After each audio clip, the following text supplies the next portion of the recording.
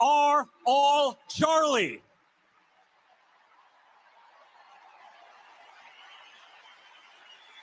So let's send a message here today, guys.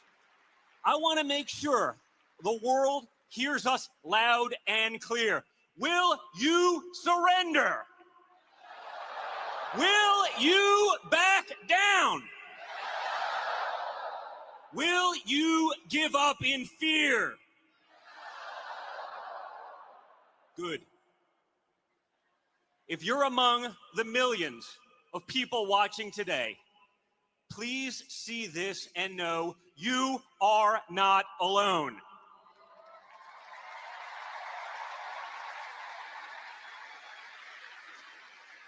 Charlie's message, like Christ's, was an invitation. If this resonates with you and you believe American values are worth defending, welcome. If you believe in faith, family, and freedom, then you are with us.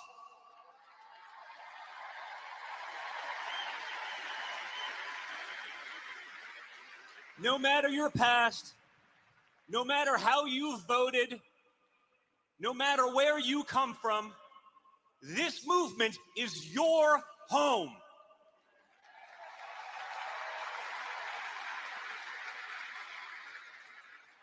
If you're not already seated at this table, we have a seat prepared for you.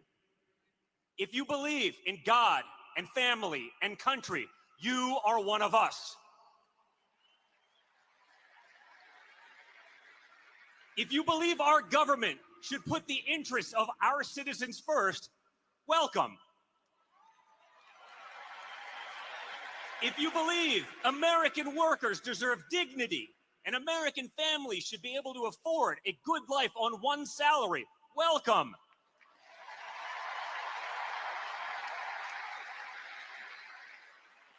If you reject the propaganda of the fake news media, welcome.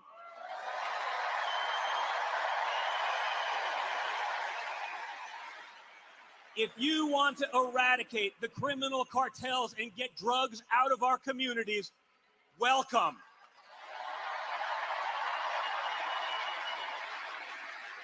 If you believe our best days are ahead and are willing to stand up to make America great again for your children and for generations to come, welcome.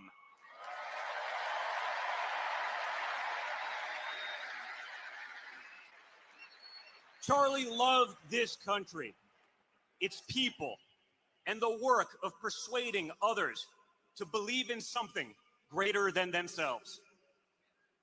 And if we live with that same courage, our legacy, like Charlie's, will live forever.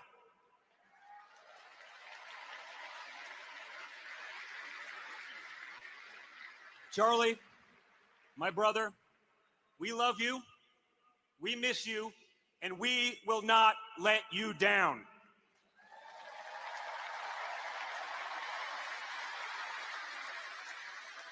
And as the scripture promises, well done, good and faithful servant. Enter into the joy of your Lord. God bless. Thank you so much.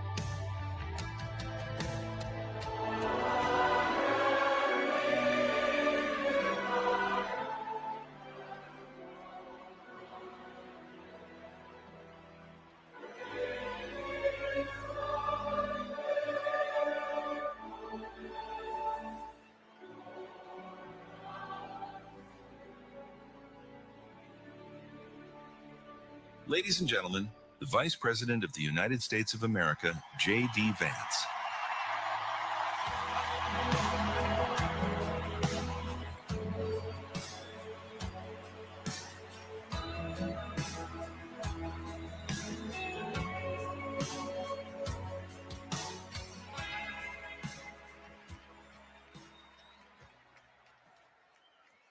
Thank you. Thank you all so much. You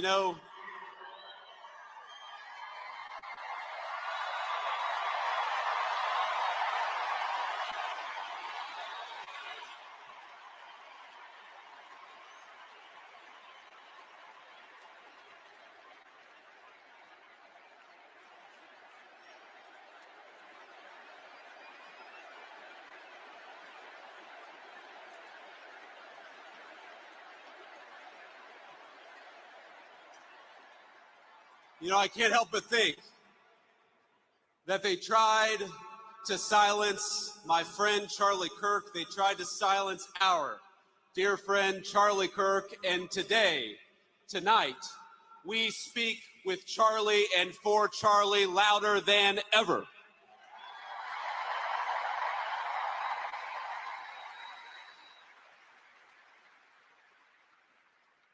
The evil murderer who took Charlie from us expected us to have a funeral today, and instead, my friends, we have had a revival in celebration of Charlie Kirk and of his Lord Jesus Christ.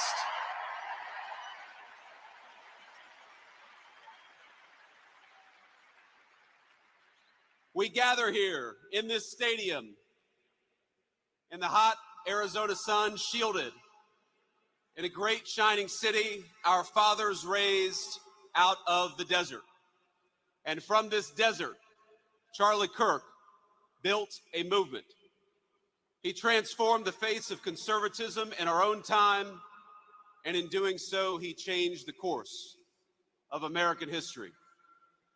To rising generations across this country, Charlie exemplified kindness, courage, and a commitment to open debate. And he was a great debater, and we loved him for it. But Charlie loved debate not because he excelled at it, but because it was the vehicle for bringing the light of truth to dark places. And Charlie Kirk brought many truths in his life.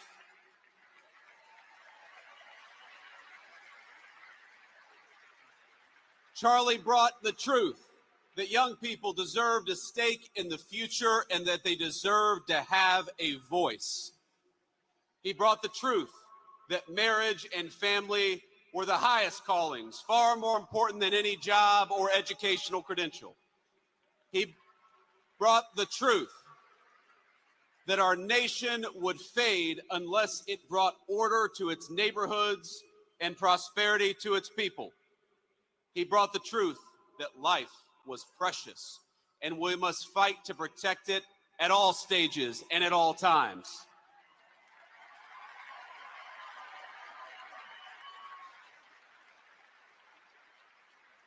But most of all, Charlie brought the truth that Jesus Christ was the King of Kings and that all truth flowed from this first and most important one.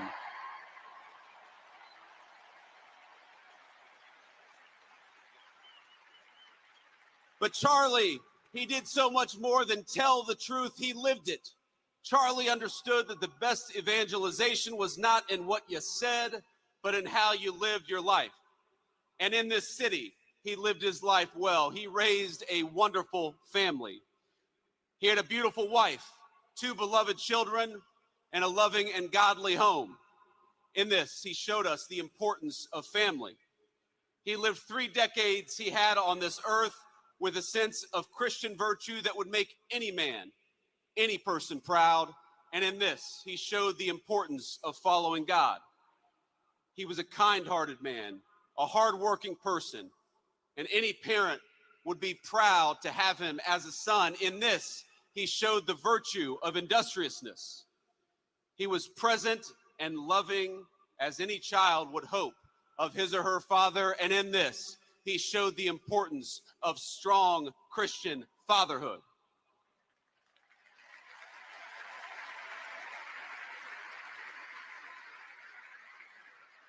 He was fearless and he was bold, as any follower would hope would be true of a leader. And in this, he showed all of us how to carry on after his death. You know, Charlie Kirk, he loved history. He devoured the ideas that formed the foundation of our civilization. He stood for a tradition that Socrates established 2,500 years ago: to question, to search, and to teach. He was Athens and Jerusalem, the city of reason and the city of God in one person. But if he loved those places, they were not his home. America was his home, and he was willing to die for it.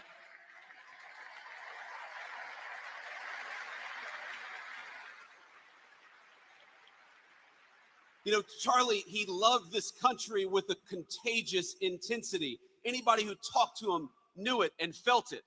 He knew that America was a beautiful place and we had these incredible ideas, but he also knew that our country was a covenant between the generations past, present, and future. He believed this country's best days were not behind us, but ahead of us. But he knew those better days would have to be earned. They would have to be worked for. We would have to sacrifice and work and tell the truth. He knew that America wouldn't be saved just by pulling together seminars or talking about the right kind of books in front of the right kind of people. The movement which he created demanded more. It demanded courage. It demanded hard work. It demanded building, and it demanded leaders. And my friends, in Charlie Kirk, we found a great American leader.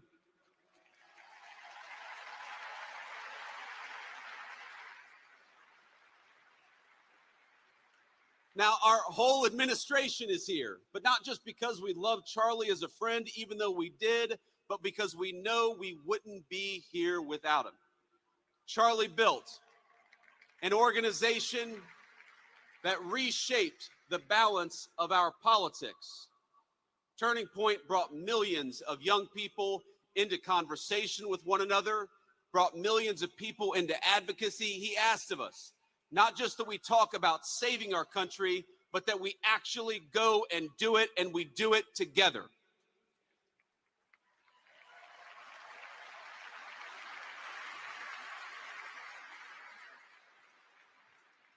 But even as Charlie built on a grand scale, his greatness was never only in his ambition.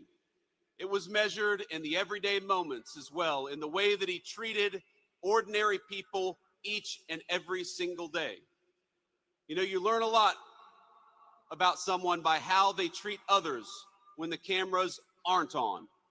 Charlie treated staffers as well as he treated the President of the United States. When I was just a guy polling at nothing in my Senate race back in 2021, Charlie helped me, not because I was a future vice president, but because I was a dear friend. I saw just a couple of months ago when a White House staffer struggled with the weight of his job and the responsibilities of new fatherhood. Charlie stopped what he was doing in the hallways of the West Wing and said a prayer for that staffer. Because Charlie believed that we were all children of God, he treated everyone with grace. And that is perhaps the enduring legacy of Charlie Kirk. You know, I was telling somebody backstage that I always felt a little uncomfortable talking about my faith in public, as much as I loved the Lord and as much as it was an important part of my life. I have talked more about Jesus Christ in the past 2 weeks than I have my entire time in public life.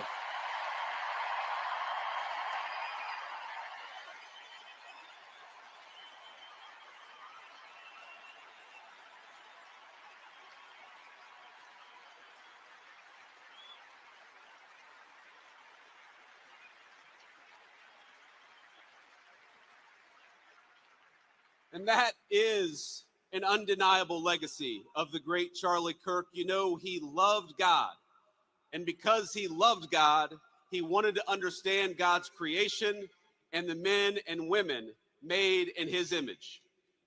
Now, much has been said over the last week about Charlie's ability to approach any topic any person in good faith, an achievement that was only possible because Charlie knew that we were all children of God.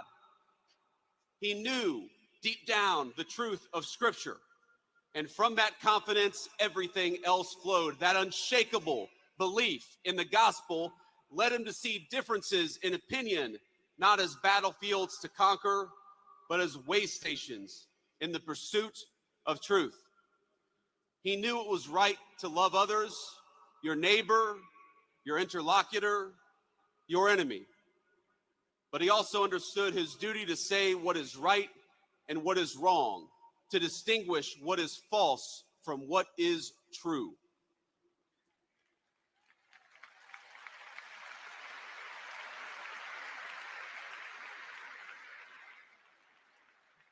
Charlie was slain, doing what he loved, telling the truth, proclaiming his faith, building out a dream. And now he's gone, and our hearts feel so empty because he's been taken from us. He's been taken from his parents and from his sister. He has been taken from our darling Erica and their beautiful children. And Erica, I know I speak for this entire auditorium when I say that we love you and we will never stop standing by your side, just as Charlie did.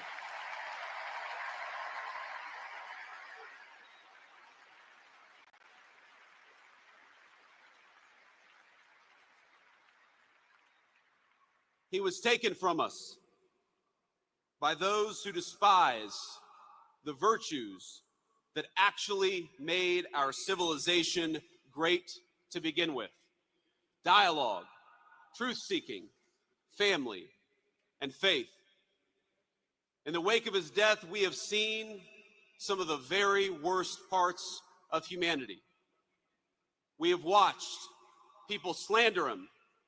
We have watched people justify his murder and celebrate his death. I know that this makes you angry just as it has made me angry. But it is easy in these moments to see only the worst of our fellow man.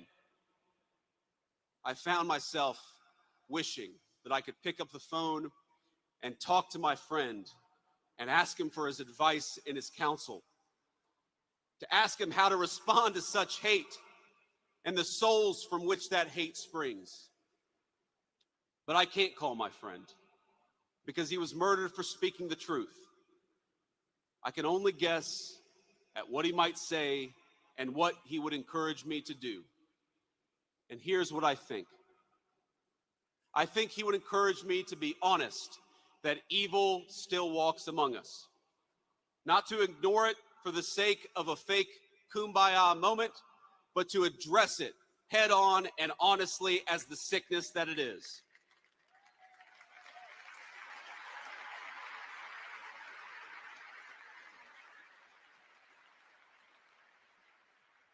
But I also think he would encourage me, he would encourage all of us to focus on the good. He would encourage us to remember that for every hateful voice celebrating his murder, there are 1,000 people mourning it and fighting for his legacy every single day.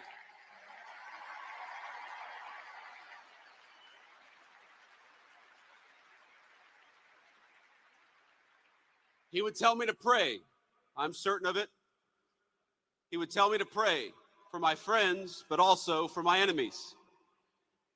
He would tell me to put on the full armor of God and get back to work.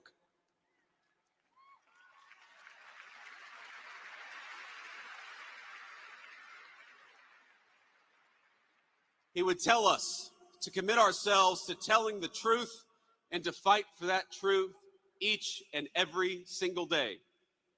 He would tell us to talk about God's love and the fact that that love applied everybody across the whole human family. Charlie suffered a terrible fate, my friends. We all know it. We all saw it. But think, it is not the worst fate. It is better to face a gunman than to live your life afraid to speak the truth.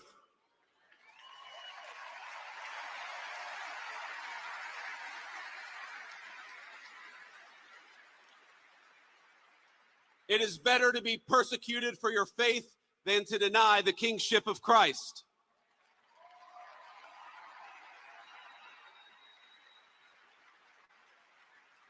It is better to die a young man in this world than to sell your soul for an easy life with no purpose, no risk, no love, and no truth.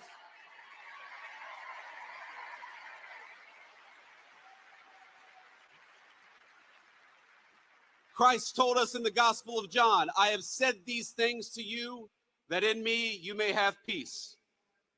In the world you will have tribulation, but take heart, I have overcome the world.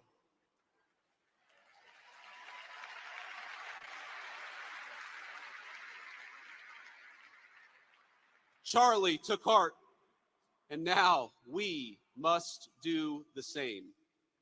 I've seen so many of you say, so many on social media, talk about for Charlie. We must do this for Charlie. For Charlie, we will speak the truth every single day.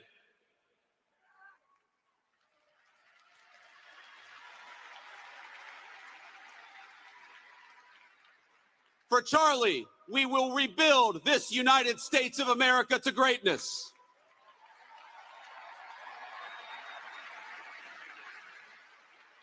For Charlie, we will never shrink, we will never cower, and we will never falter, even when staring down the barrel of a gun.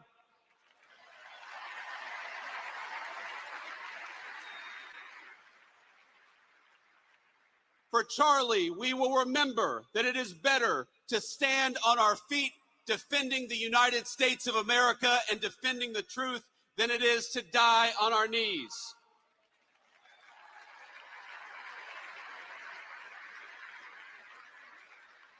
My friends, for Charlie, we must remember that he is a hero to the United States of America and he is a martyr for the Christian faith. May our Heavenly Father give us the courage to live as Charlie lived. That is what we must do for Charlie. You ran a good race, my friend. I love you. We've got it from here. Thank you.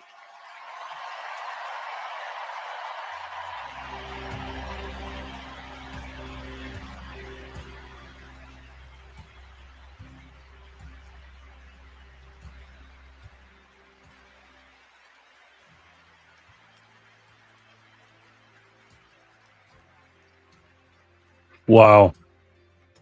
Great job, JD. Great job. I wanted to come on here today. I was going to skip today for obvious reasons, but I said, you know what? Let's I was watching this all day. And I said, man, I've been crying.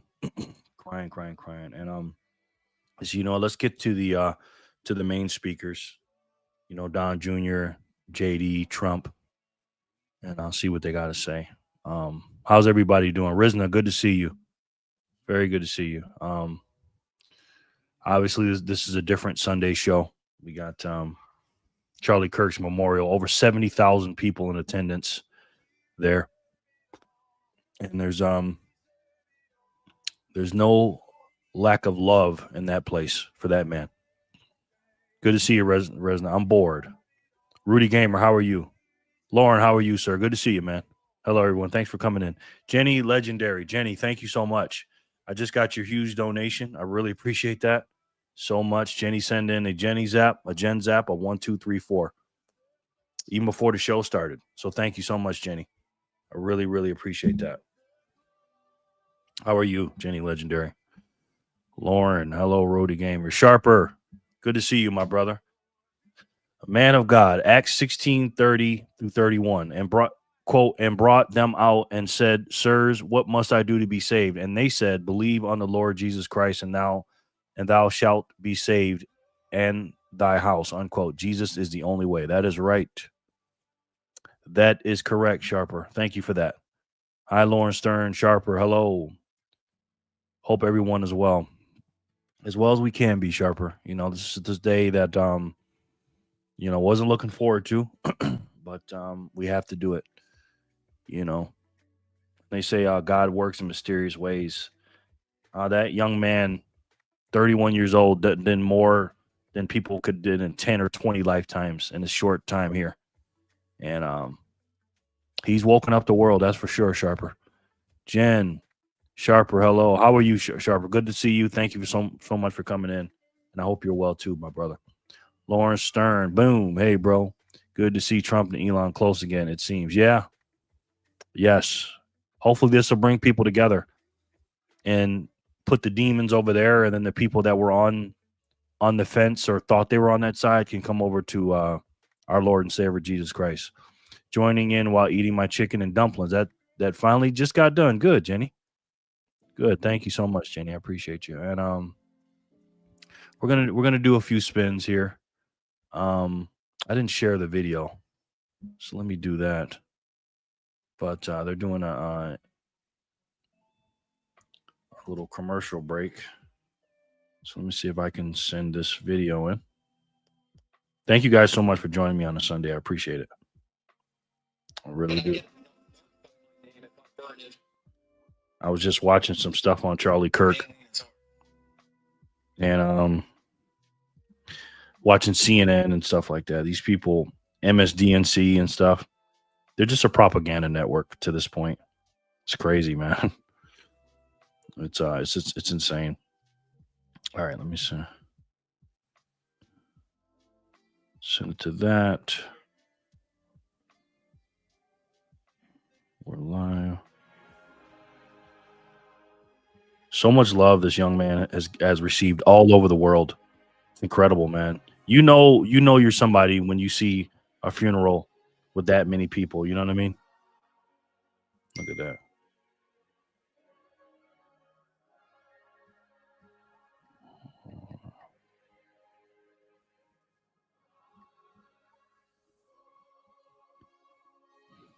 Oh, wow. Damn, Jenny, that looks good. So good, Jenny. Uh-oh. Here's his wife.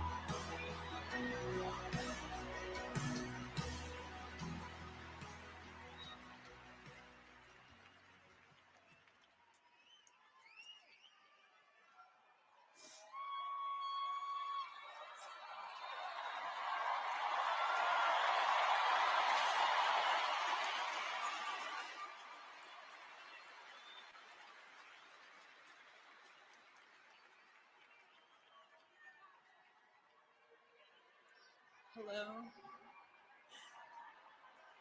God bless all of you for coming here from all over the world to honor and celebrate my Charlie.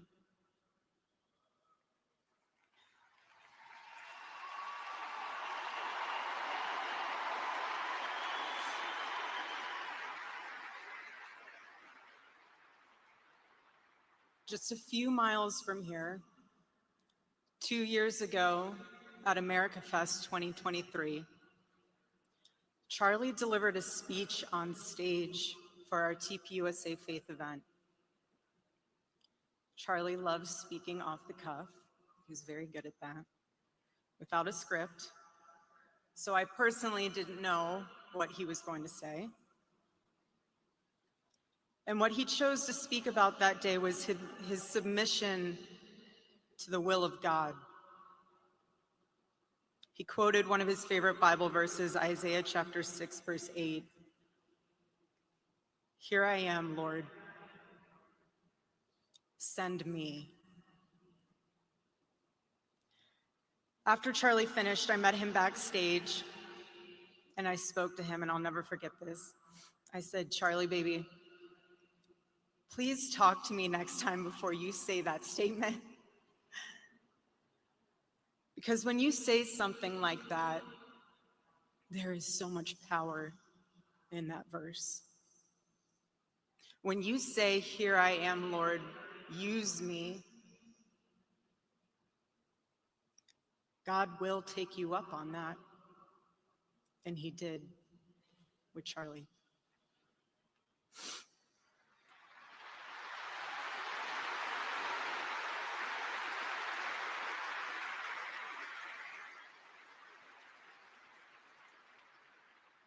"11 days ago, God accepted that total surrender from my husband and then called him to his side.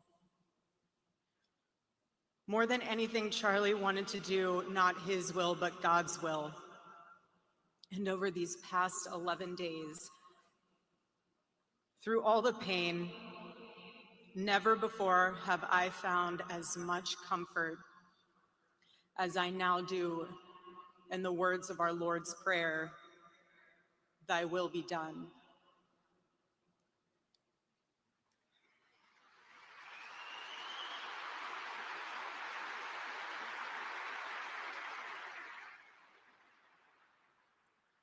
God's love was revealed to me on the very day my husband was murdered. On the afternoon of September 10th, I arrived at a Utah hospital to do the unthinkable, to look directly at my husband's murdered body. I saw the wound that ended his life. I felt everything you would expect to feel. I felt shock. I felt horror and a level of heartache that I didn't even know existed. But there was something else too. Even in death, I could see the man that I love. I saw the one single gray hair on the side of his head, which I never told him about. Now he knows. Sorry, baby, telling you now, but never told him. Didn't want to. I also saw this. I also saw on his lips the faintest smile. And that told me something important. It revealed to me a great mercy from God in this tragedy. When I saw that, it told me Charlie didn't suffer. Even the doctor told me it was something so instant that even if Charlie had been shot in the operating room itself, nothing could have been done. There was no pain, there was no fear, no agony. One moment, Charlie was doing what he loved, arguing and debating on campus,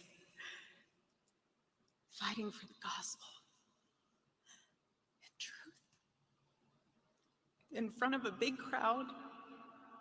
And then he blinked.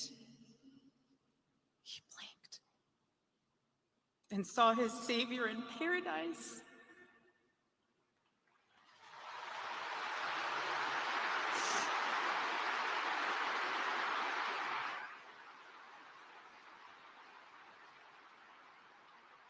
And all the heavenly mysteries were revealed to him. God's love continued to be revealed to me in the days that followed. The next day on the tarmac in Air Force Two, I confronted Usha Vance, precious woman. I held her hand and I told her, honestly, I do not know how I am going to get through this.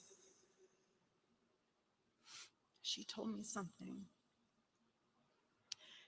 She said, you know when you're on an airplane with your kids and it's the last 15 minutes of the flight and things are crazy, kids are not cooperating, toys are flying everywhere and everyone's screaming, and you think to yourself, I cannot wait for this flight to land. And it's 15 minutes before you land. And she told me, you will get through these 15 minutes and the next 15 minutes after that. Usha, I don't think you realized it then, but those words were exactly what I needed to hear. But most of all, God's mercy and God's love have been revealed to me these past 10 days. After Charlie's assassination, we didn't see violence. We didn't see rioting.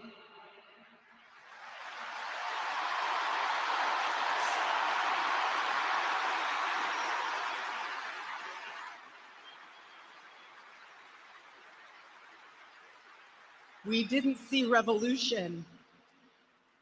Instead, we saw what my husband always prayed he would see in this country. We saw revival.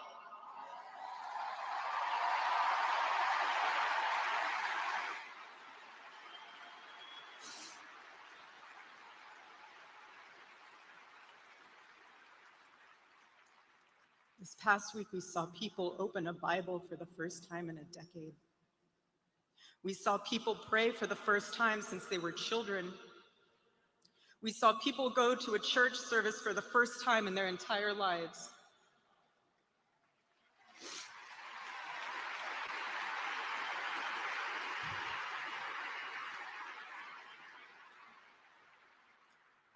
Charlie liked to journal. And I say this because he did it to remember important moments and sayings that affected him. And one of the things he wrote in his journal was this: every time you make a decision, it puts a mark on your soul. To those of you out there who just made that decision and took the first step toward a spiritual life, I say thank you and welcome.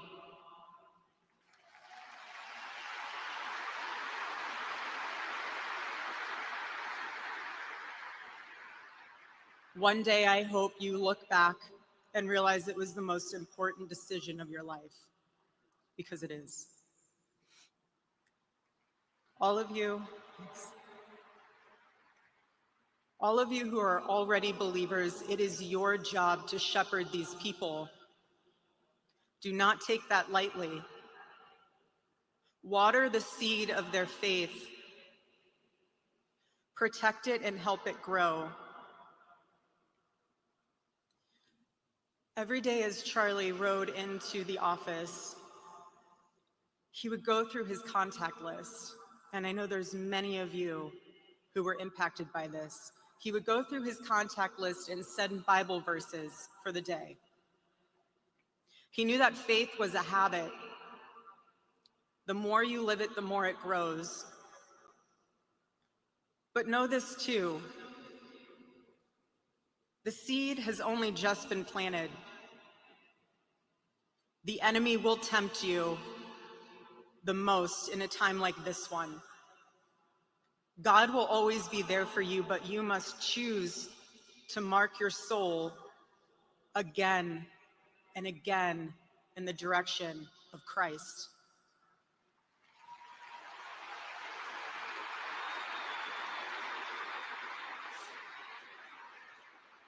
Pray again. Read the Bible again. Go to church next Sunday and the Sunday after that, and break free from the temptations and shackles of this world.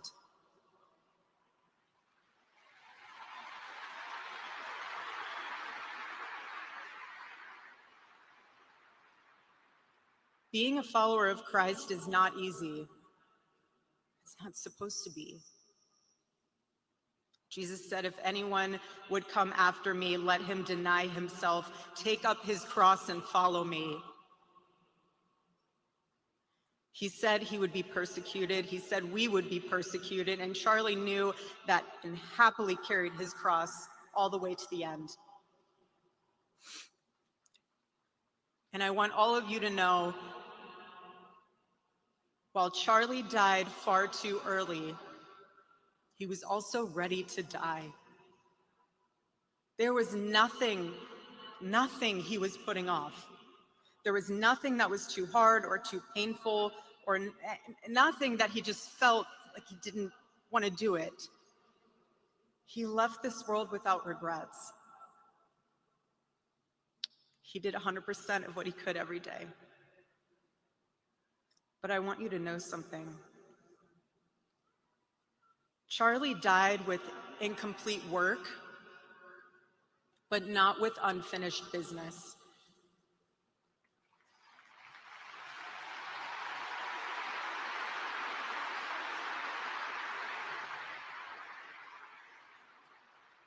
But I will miss him.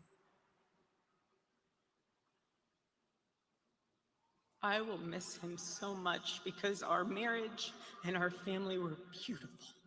They still are.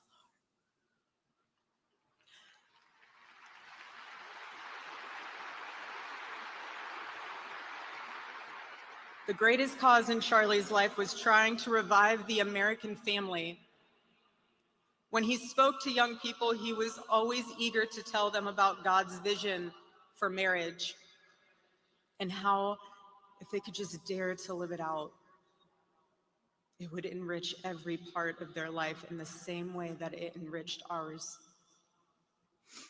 And someone once asked me how Charlie and I, how we kept our marriage so strong when he was busy traveling. And our little secret, it was love notes. Every Saturday, Charlie wrote one for me, and he never missed a Saturday. And in every single one of them, he'd tell me what his highlight was for the week, how grateful he was for me and our babies.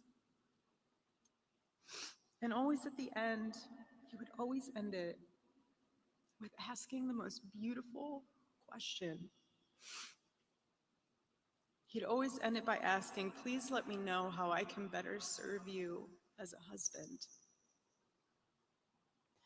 Charlie perfectly understood God's role for a Christian husband. A man who leads so that they can serve.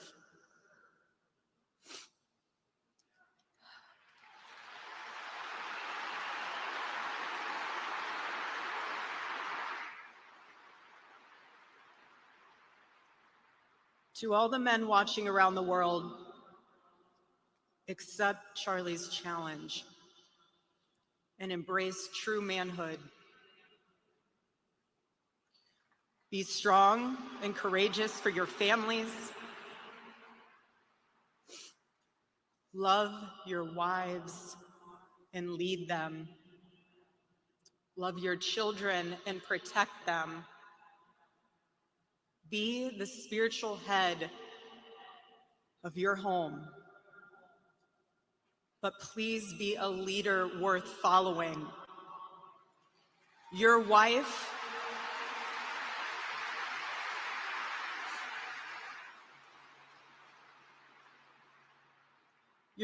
is not your servant. Your wife is not your employee. Your wife is not your slave. She is your helper. You are not rivals. You are one flesh working together for the glory of God.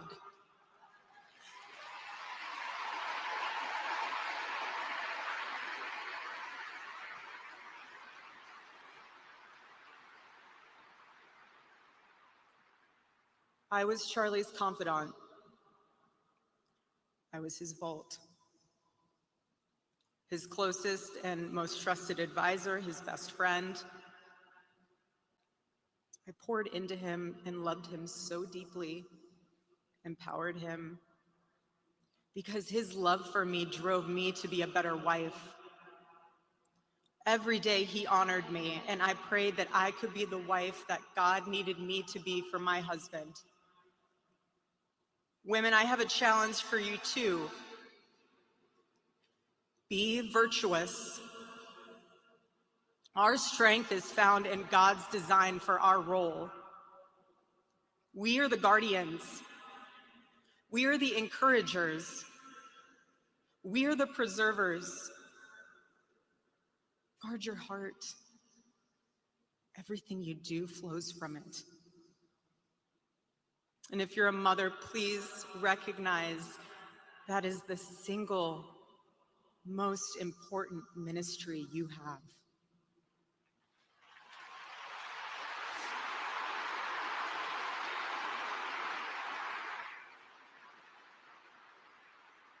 In our home, because Charlie traveled a lot, we tried to travel with him where we could.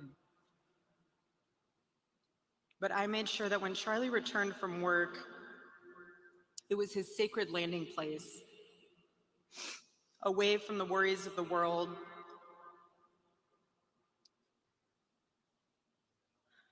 I didn't make him feel guilty for being away too long or too much,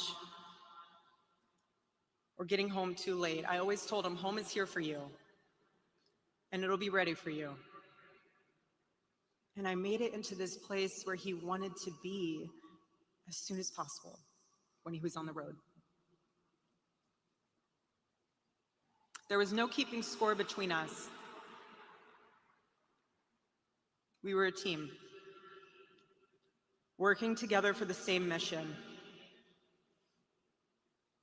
I never wanted to be the one standing between Charlie and the task that God prepared for him,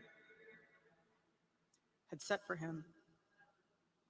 And I knew Charlie would always do his best to help me with the same.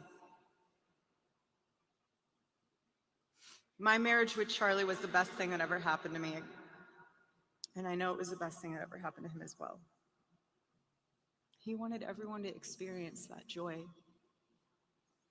And that's what's so beautiful about God's design for marriage, is that everyone can. And I could talk endlessly about it, and years to come I will. But Charlie's mission above all was aimed directly at those who aren't married. He named his organization well. He knew things were not right with America, and especially with young people, and they needed a new direction. Charlie passionately wanted to reach and save the lost boys of the West, the young men who feel like they have no direction, no purpose, no faith, and no reason to live. The men wasting their lives on distractions, and the men consumed with resentment, anger, and hate. Charlie wanted to help them. He wanted them to have a home with Turning Point USA. And when he went onto campus, he was looking to show them a better path and a better life that was right there for the taking. He wanted to show them that.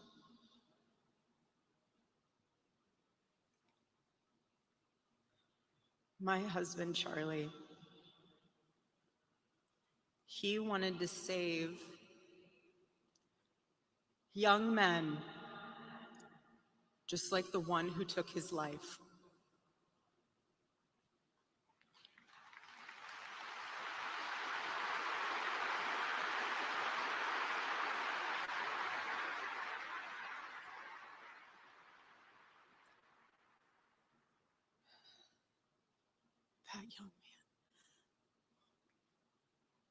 That young man, on the cross, our Savior said,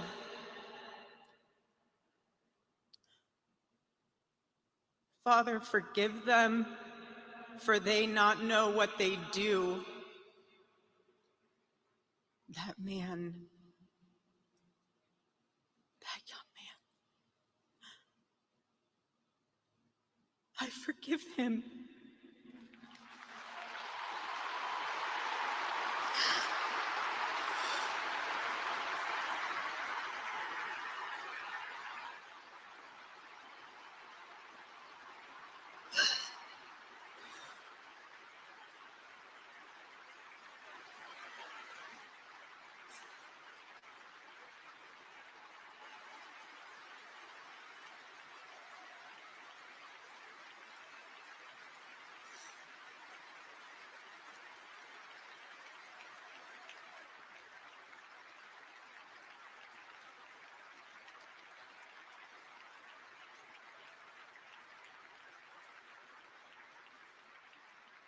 I forgive him because it was what Christ did and is what Charlie would do.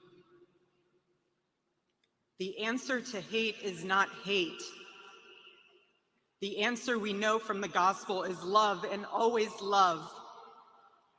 Love for our enemies and love for those who persecute us. The world needs Turning Point USA. It needs a group that will point young people away from the path of misery and sin. It needs something that will lead people away from hell in this world and in the next. It needs young people pointed in the direction of truth and beauty. And so I promise you today, every part of our work will become greater. I am tremendously honored to be the new CEO of Turning Point USA.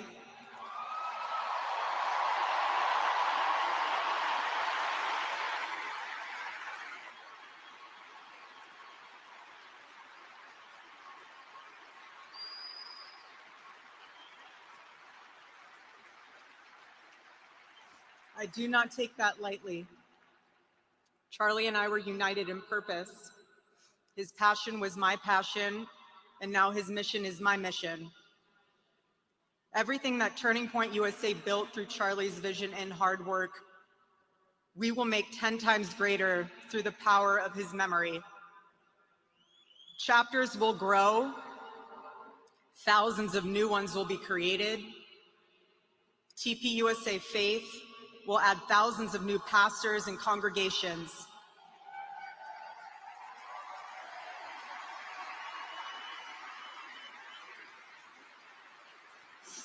And yes, campus events will continue. And we will continue to hold debates and dialogue.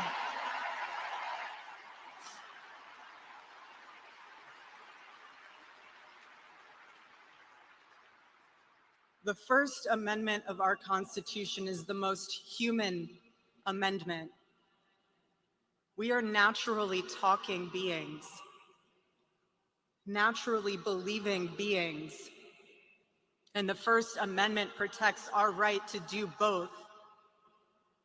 No assassin will ever stop us from standing up to defend those rights, ever.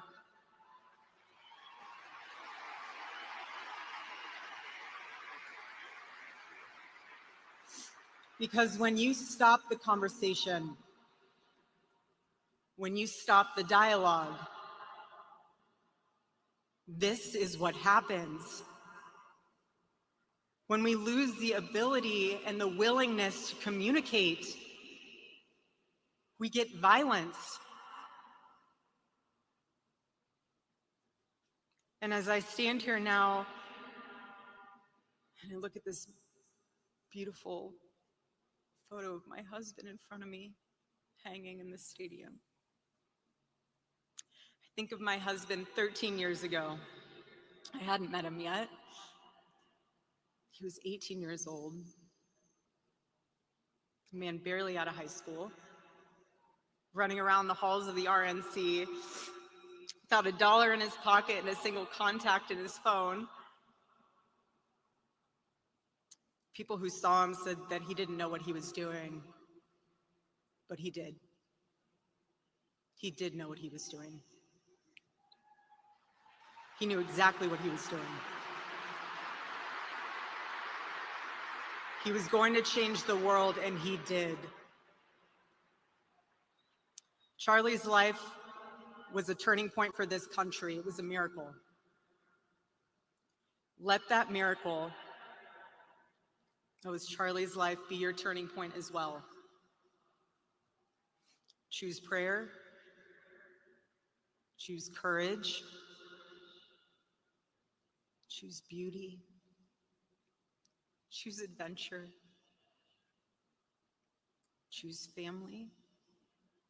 Choose a life of faith. Most importantly, choose Christ.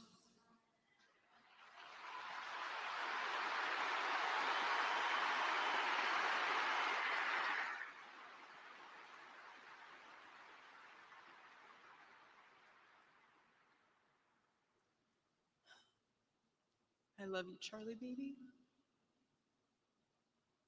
And I will make you proud. God bless you all, and God bless America.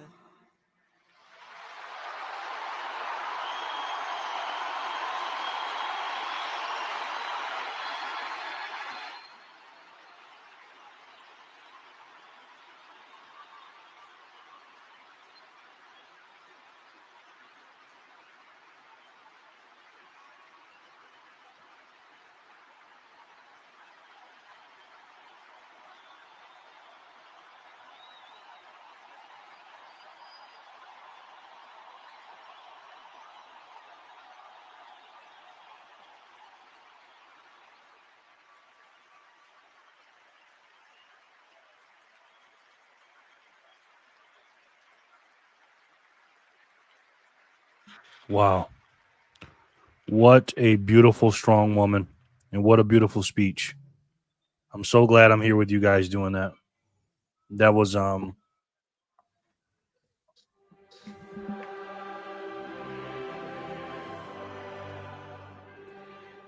beautiful. I think it's President Trump's time. Wow.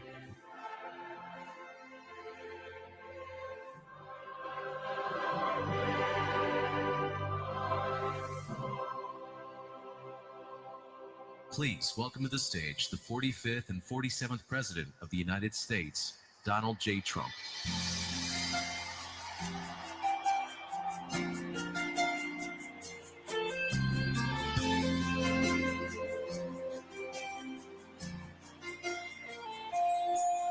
If tomorrow all the things were gone, I'd work for all my life, and I had to start again with just my children and my wife. Thank my lucky stars to be living here today, 'cause the flag still stands for freedom, and they can't take that away. And I'm proud to be an American, where at least I know I'm free. And I won't forget the men who died, who gave that right to me. And I gladly stand up next to you and defend her still today. 'Cause there ain't no doubt I love this land. God bless the USA.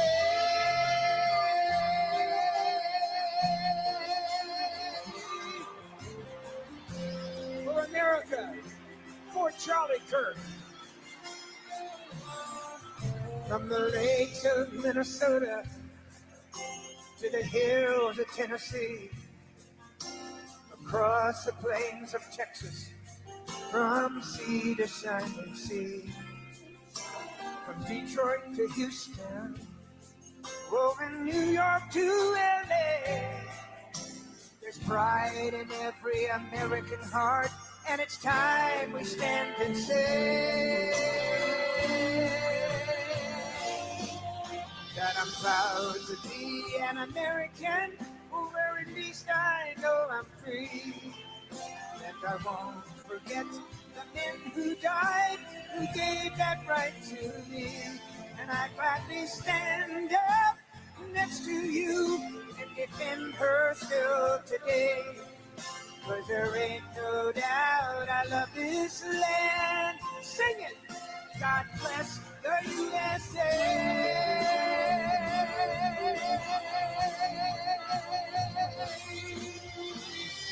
I'm proud to be an American, where at least I know I'm free. And I won't forget the men who died, who gave that right to me. And I gladly stand up next to you and defend her still today. 'Cause there ain't no doubt I love this land. God bless the USA.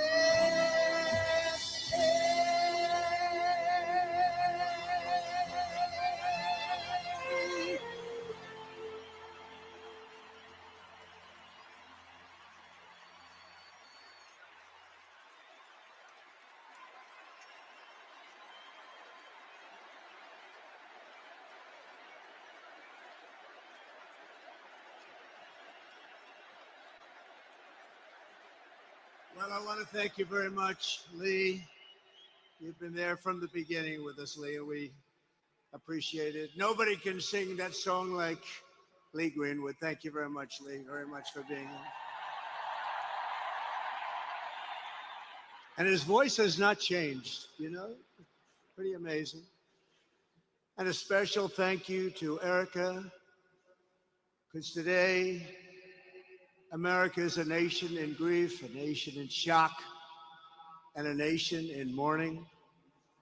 Less than 2 weeks ago, our country was robbed of one of the brightest lights of our times, a giant of his generation, and above all, a devoted husband, father, son, Christian, and patriot. Charles James Kirk was heinously murdered by a radicalized, cold-blooded monster for speaking the truth that was in his heart. He was violently killed because he spoke for freedom and justice, for God, country, for reason, and for common sense. He was assassinated because he lived bravely, he led boldly, and he argued brilliantly without apology. He did what was right for our nation. And so on that terrible day, September 10th, 2025, our greatest evangelist for American liberty became immortal. He's a martyr now for American freedom. I know I speak for everyone here today when I say that none of us will ever forget Charlie Kirk, and neither now will history.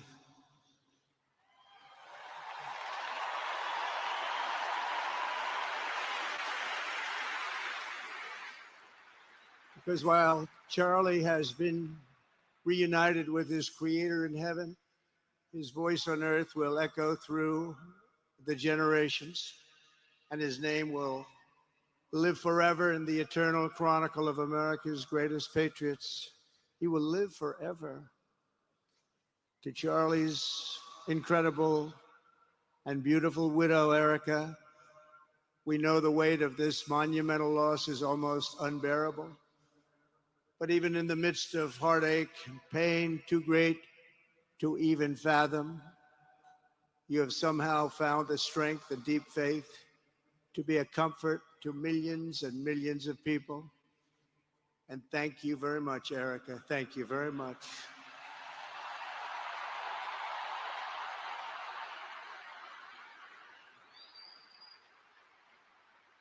Today, an entire nation wraps its loving arms around you and your beautiful children. We share in your immense and overwhelming sorrow, and we vow that we will do everything we can to ensure that your children grow up in a land where their father is honored and revered as a great American hero. That's what he is.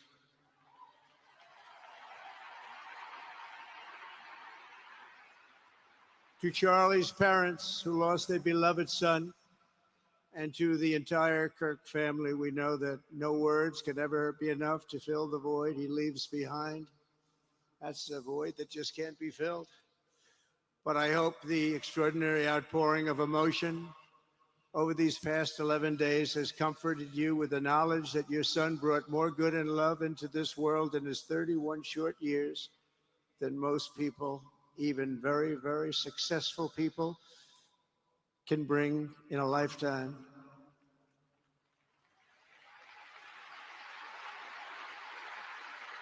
Charlie Kirk loved America with everything he had. And as we can see so clearly today, America loved Charlie Kirk.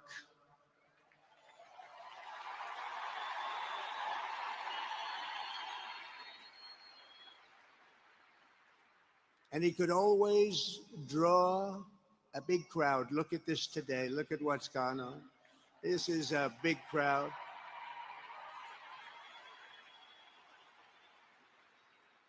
Here today we have the Vice President of the United States, J.D. Vance. We have the Speaker of the U.S. House of Representatives, Mike Johnson. We have countless members of the United States Senate, and I'm sorry I'm not going to introduce you, but I'll be up here. They're all over the place. And likewise, the House of Representatives, they're all over this big stadium. This is not an arena, this is a stadium.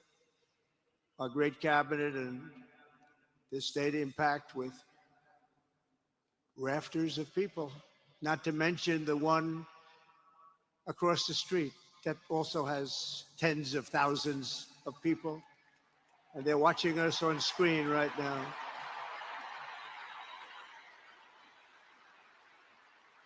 And I'm sorry we couldn't get you in. If anybody would like to give up your seat, please walk across the street. But this is like an old-time revival, isn't it? An old-time revival.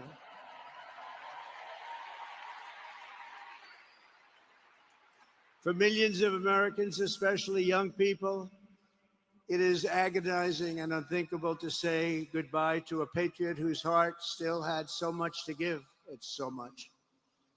Raised in the suburbs of Chicago, Charlie was filled with a patriotic spirit from his youth, and he was an all-American in everything he did. And one of the last things he said to me is, "Please, sir, save Chicago." We're going to do that. We're going to save Chicago from horrible crime.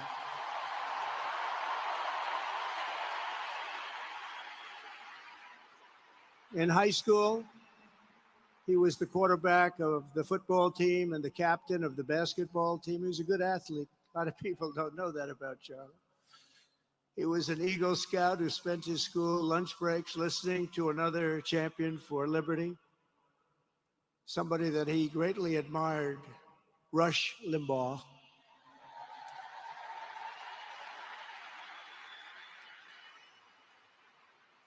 But what was even more important to Charlie than politics and service was the choice he made in the 5th grade, which he called the most important decision of his life, to become a Christian and a follower of his Savior, Jesus Christ.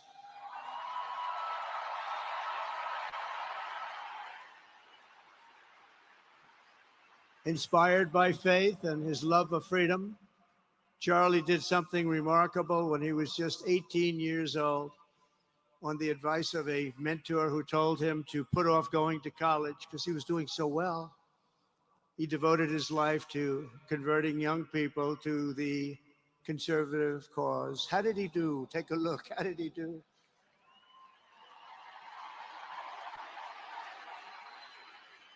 In 2012, 2 days after graduating high school, and with just $1,800 in his pocket, the young man from Illinois, who no one had ever heard of, started an organization whose grand ambitions were captured in its name, Turning Point USA. Great name.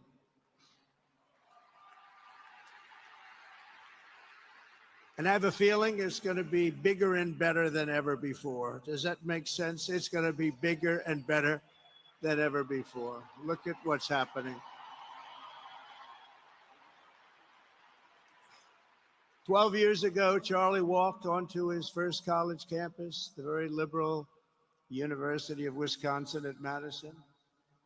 He set up a card table and put up a sign with 3 words: Big government sucks. Could you believe that? That's Charlie.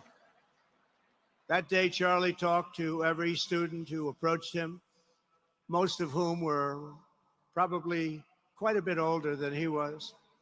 Finally, after many hours, he found the first ever turning point chapter leader. His first year out of high school, Charlie traveled 300 days raising money and taking his message to campuses all over the country. He lived out of his parents' basement, and they actually loved having him there. They loved Charlie. Everybody loved Charlie. And on the couches of friends and supporters, he lived off couches for 2 years, 3 years, then life started getting a little bit different, but he was always the same. For 5 years, he refused to take a paycheck, but day after day, he worked from 5 a.m. in the morning till 11 p.m. in the evening, always. His staff remembers that he wore Walmart jeans and T-shirts from the Goodwill store. Remember the Goodwill store? It wasn't easy, but Charlie wasn't in it for money at all, never has been. Money was never his thing. He was always in it for the mission. As he liked to say, even back then, we have a country to save. Just what he did. He'd call me all the time, sir, we have a country to save. I said, Charlie, thanks very much for telling me that. I appreciate it. Charlie volunteered for my 2016 campaign and traveled the nation with my son, Don and Eric. I got to know him very well and saw immediately that Charlie was actually a master builder of people. It was Charlie who first started organizing young Black conservatives hungry for support and leadership. It was Charlie who stood up for persecuted Christians and Jews on college campuses. It was Charlie who helped bring online censorship, free speech, and cancel culture to the fore of our political debate. He was right up there with me. It was Charlie who helped unite MAGA. And you know what MAHA is? That's right, Make America Healthy Again.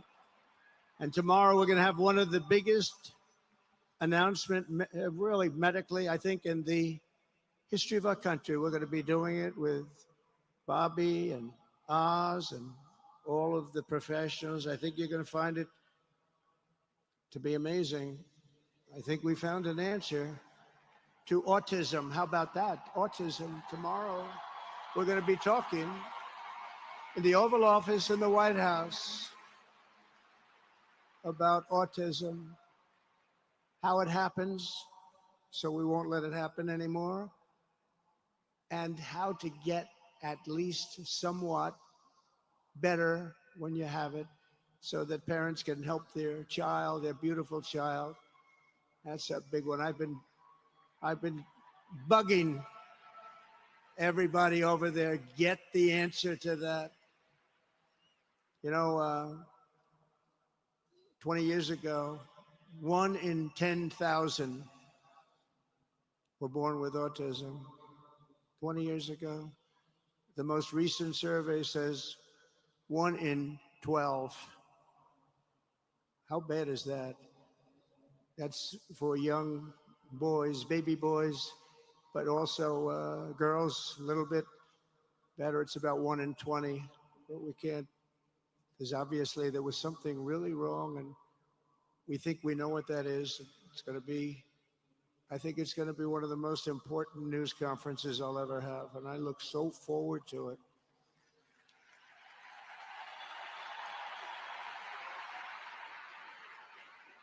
And you know who else looked forward to it? Because he knew. I tell him a little bit about what was going on. Was Charlie. He would have been front row center, believe me. We'll be missing him tomorrow. It was such a big deal for him, too. He brought together Donald Trump, Bobby Kennedy, right here in the great state of Arizona 1 year ago. Remember that? What a night, what a day that was. And it was Charlie who was among the first to speak to me about a man from Ohio by the name of J.D. Vance. Have you ever heard of him? He's doing a good job.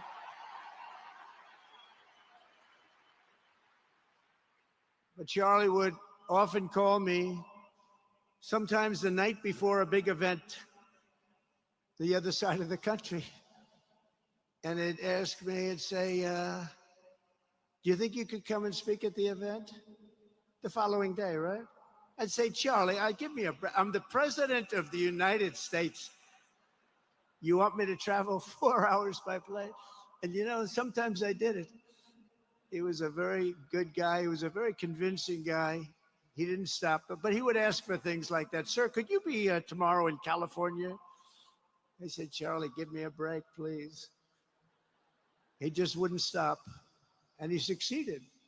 But I almost always went because you never wanted to let Charlie down. He worked so hard. You just didn't want to let him down. I felt guilty. He'd make me feel very guilty. As president, many people asked me for things, but Charlie was one of the few who always gave more than he took. He was a giver, much more than a taker.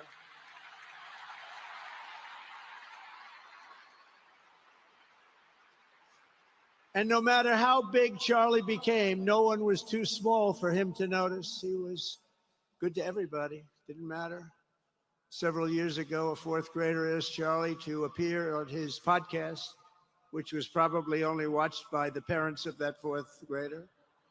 And Charlie, who was actually pretty hot at the time, to be honest, he agreed, and the boy asked for advice. Charlie replied, the left. I call it the radical left. I call it sometimes the radical left lunatics. But Charlie didn't say that. He called it the left. He was probably right, but I can't help it. I can't help it. So he said the left, radical left lunatics, may have all the money in the world, but they can never outwork me. I will wake up as early as I need to about himself. I will stay up as late as I need to, and I will never stop fighting for our country. And he did this until his dying breath. That's what he was doing. That's what he was doing. Think of it. Wow.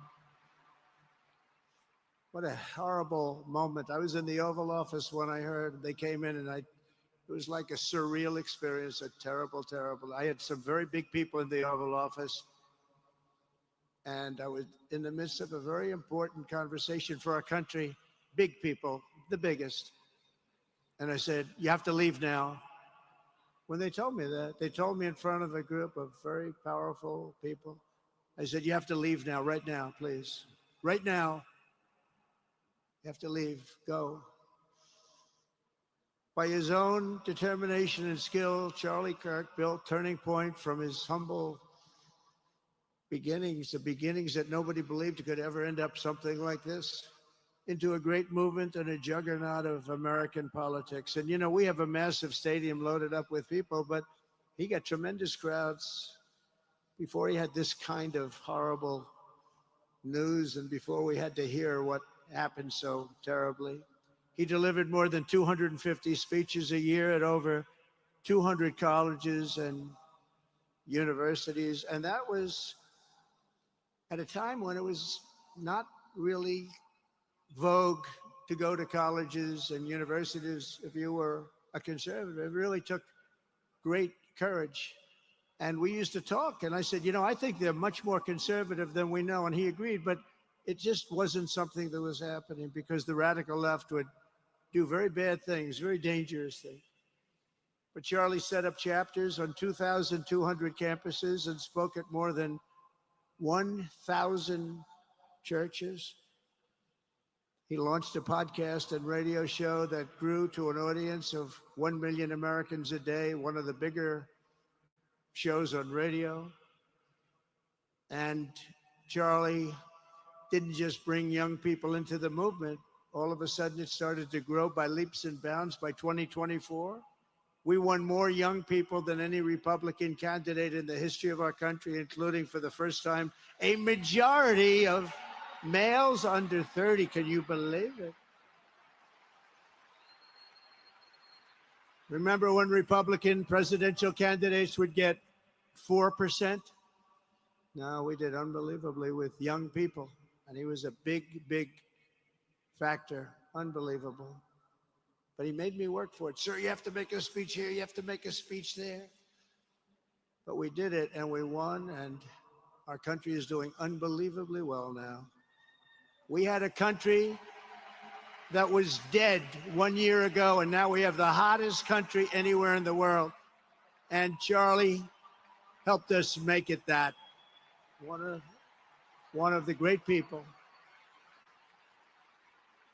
But through it all, the core of Charlie's message and his basic method never changed. It never really changed. He stayed the same person also. At every campus event, Charlie asked the people who disagreed with him to come forward, and instead of silencing them, he handed them a microphone and let them speak. And he'd convinced so many of them. It was a pretty amazing thing to watch, actually. Shortly before Charlie arrived on campus, the day he was assassinated, a staff member texted him that there were many critics and students who were opposed to his views and rather strenuously in the crowd. And that actually made him feel good because he wanted to convince them. He understood. He really did. He understood what was right. And he was right about that. A lot of it was based on common sense, by the way. Charlie wrote back to the staff member saying, I'm not here to fight them. I want to know them and love them, and I want to reach them and try and lead them into a great way of life in our country. In that private moment on his dying day, we find everything we need to know about who Charlie Kirk truly was. He was a missionary with a noble spirit and a great, great purpose. He did not hate his opponents. He wanted the best for them. That's where I disagreed with Charlie. I hate my opponent, and I don't want the best for them. I'm sorry. I am sorry, Erica. But now Erica can talk to me and the whole group, and maybe they can convince me that that's not right, but I can't stand my opponent. Charlie's angry. Looking down, he's angry at me now. He wasn't interested in demonizing anyone. He was interested in persuading everyone to the ideas and principles he believed were good, right, and true. Before each appearance, he prayed these words: God, use me for your will. Always said the same thing. Use me for your will.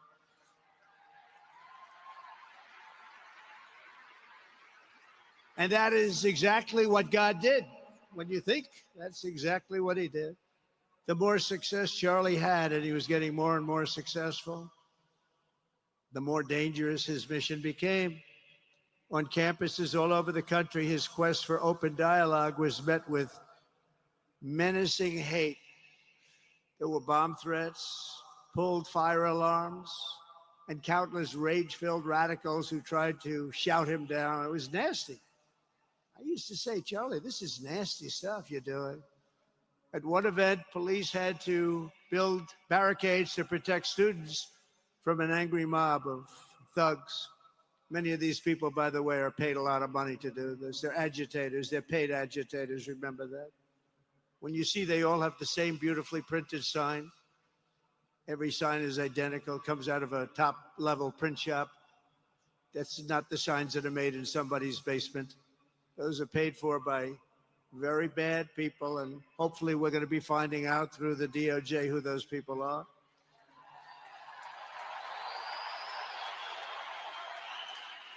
At another college, Antifa terrorists shattered windows, threw rocks, and tried to storm the building where Charlie was speaking. It was a really bad one. Often dozens of police officers were needed to prevent left-wing violence. And the violence comes largely from the left. You don't hear that from too many people, do you? And virtually every day for years before he was murdered, Charlie received these horrible death threats. People don't know. I used to talk to him about it. He said, I got some threats. He always felt that when they actually made the threat, they were not the ones to worry about. The ones to worry about were the ones that don't make the threats. I think you know what I mean. He knew the risk, but he and I shared a certain motto: never back down and never ever surrender. Just don't surrender, never back down. He believed in it so strongly. So strongly. And he's right. He's totally right. The radicals and their allies in the media, sometimes referred to, as my son said, the fake news media, tried to silence Charlie for a simple reason: because he was winning, and he was winning big. He was taking over college campuses, colleges that had, in theory, only very liberal, or as they like to say, progressive. I call them liberal, but they like to call themselves, because such a beautiful word, progressive. They're the opposite of progressive, if you think about it. But they were really nasty, and he would go into these colleges. All of a sudden, within 2 years, 3 years, they turned into bastions of conservatism. It was really quite amazing to see. They lied about him because they did not want you to listen to him or to learn from him, because what he was talking about and even preaching made so much sense. Everywhere he went, he won the debates, he won the hearts, he won the minds, and yes, he won the elections for people. He helped us, he helped other people. We won the biggest election in the history of our country, I believe.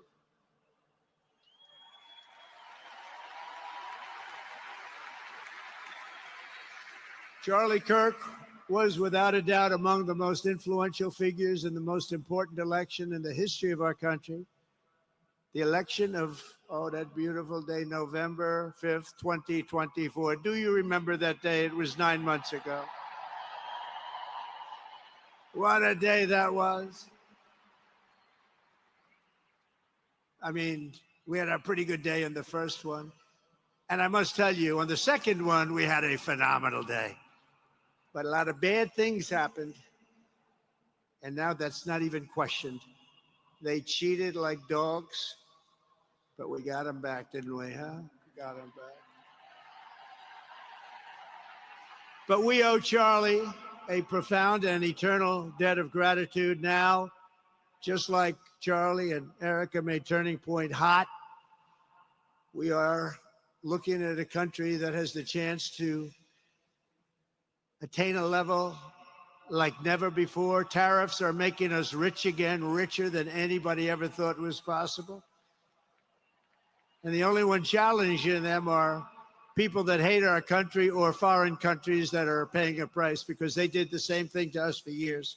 They took advantage of us, but we're making money. We're becoming richer and richer.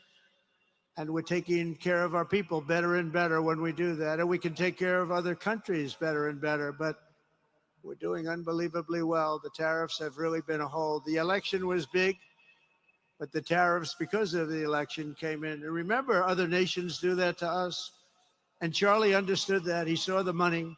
He saw what was coming into our country, and we can use that for Medicare, Medicaid, Social Security, all of these things that we fight so hard for. And that's exactly what's happening. The numbers are incredible. When the news finally came out on election night last November that the race was officially won, came out pretty early in the night. Charlie was live on camera. In that moment, he was overcome with emotion. I've never seen him like this. He was so happy.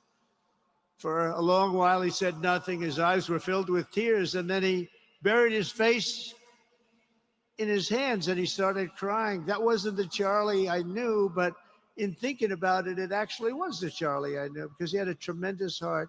He just wanted what was good for our country, and he saw us going in such a horrible direction. Lovingly, Eric, and this was so beautiful, Erica put a MAGA hat on to cover his bowed head. I like that very much. MAGA, we love.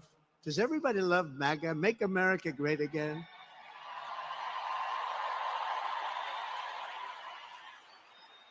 When Joe Biden used to get up, remember the speeches? We will stop MAGA. We will stop MAGA. You know, he could barely get the words out. We will stop. I said, can somebody inform him the MAGA means make America great again? How do you say you're going to stop it? And Charlie understood that. When Charlie finally looked up and spoke, he smiled through the watery eyes and simply said, "I am humbled by God's grace." That was his statement that night. I was watching him. I was very impressed, actually. It showed he had a big heart. Every single American should take a long, hard look at the twisted soul and dark spirit of anyone who would want to kill a young man as good as Charlie. To kill anybody, but to kill a man like this, he didn't deserve this. He didn't deserve this. Our country didn't deserve this. And anyone who would make excuses for it are just out of their mind. Charlie's murder was not just an attack on one man or one movement. It was an attack on our entire nation. That was a horrible attack on the United States of America. It was an assault on our most sacred liberties and God-given rights. The gun was pointed at him, but the bullet was aimed at all of us. That bullet was aimed at every one of us. Indeed, Charlie was killed for expressing the very ideas that virtually everyone in this arena and most other places throughout our country deeply believed in. But the assassin failed in his quest because Charlie's message has not been silenced. It now is bigger and better and stronger than ever before, and it's not even close. And it's rare that such a thing happens, but Charlie is bigger today than he was, think about it, just 2 weeks ago. He's bigger today than he was 2 weeks ago. Now, that may not help his friends and loved ones, of which there are so many. It may not help Erica and those beautiful children who have to suffer so horribly through this moment, but they know it's true. He's bigger now than ever before, and he's eternal. He's eternal. And I just want to say we love him. And he's looking down at us right now, and he's saying, wow, that's a great crowd. He's saying, that's a great crowd.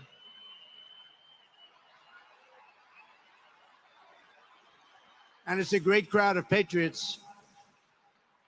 But that's why I will soon award Charlie the nation's highest civilian honor, the Presidential Medal of Freedom. It's the highest civilian honor.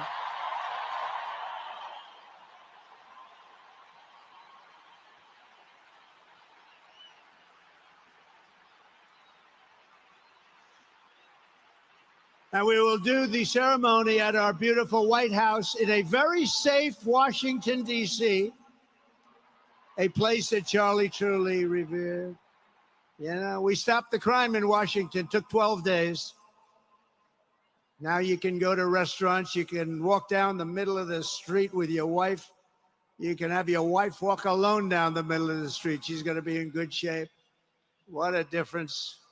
What a difference good management really makes. But it's, I'm so proud of that Washington, D.C. You know, it's one of the worst in the nation, in the world. And now it's considered a very safe city.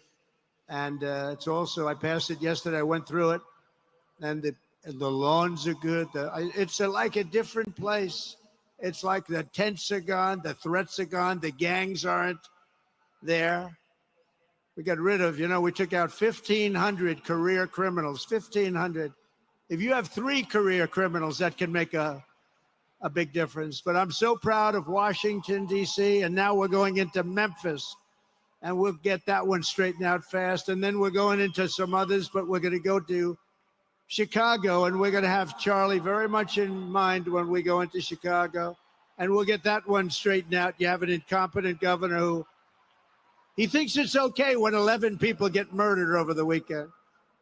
He thinks you don't have any crime when 11 people get murdered and 28 people get shot. He says he's got crime. No, they don't have it under control, but we'll have it under control very quickly. So we're going to be doing that. And Charlie loved what we were doing. He was so proud of what happened. He was there to see it. He's so proud of what happened in Washington, D.C. As you know, the depraved assassin who planned and executed Charlie's killing has been arrested and charged with capital murder. God willing, he will receive the full and ultimate punishment for his horrific crime. It's a terrible thing. because you can't let that happen. You can't let that happen. Can't let it happen to a country. The Department of Justice is also investigating networks of radical left maniacs who fund, organize, fuel, and perpetrate political violence. And we think we know who many of them are. But law enforcement can only be the beginning of our response to Charlie's murder.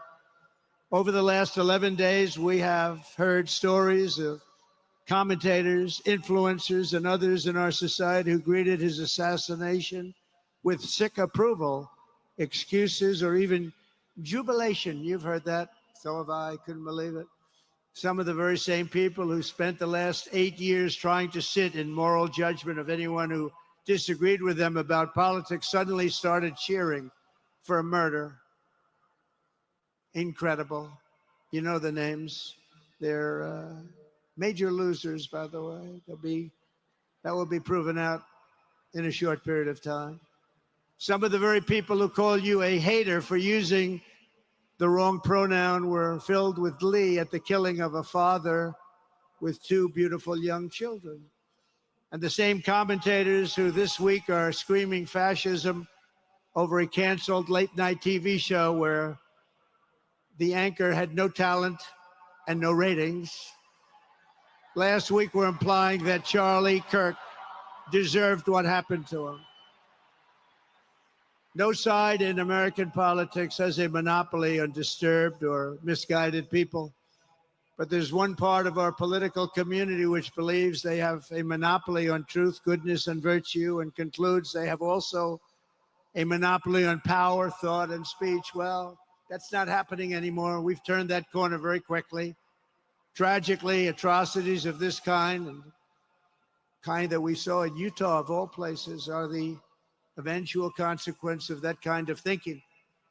If speech is violence, then some are bound to conclude that violence is justified to stop speech. And we're not going to let that be justified. The tradition of reason and open debate that Charlie practiced is not a pillar of our democracy. In many ways, it's the basis of our entire society. It's the right and inheritance of every free American, the greatest legacy of the Enlightenment, and among the most treasured achievements of civilization. We will defend it at all costs, and we will carry forward the torch of liberty that Charlie Kirk held so proud and so high. He was so proud, and he did hold that torch high. We will never, ever let it fail. We will never let it fail. But we're going to raise it higher than ever before. It's going to be raised, and this is the beginning. Perhaps it should be no surprise that Charlie, who spent his life speaking with the critics of these traditions, ultimately became convinced that we needed not just a political realignment, but also a spiritual reawakening. We did. And we have to bring back religion to America, because without borders, law and order, and religion, you really don't have a country anymore. We want religion brought back to America. We want to bring God back into our beautiful USA like never before. We want God back.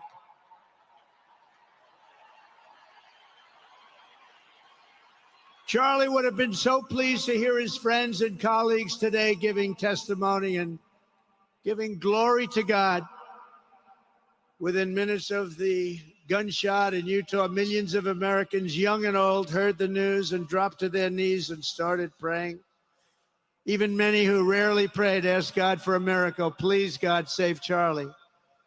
But although Charlie's time with us on earth has ended, those prayers for a miracle have already been answered. Look at what's happening. Look at what's happening.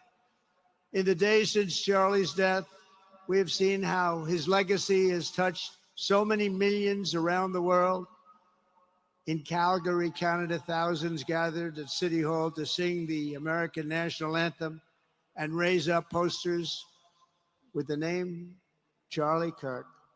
In Seoul, South Korea, crowds gathered to wave American flags and shout, "We are for Charlie Kirk."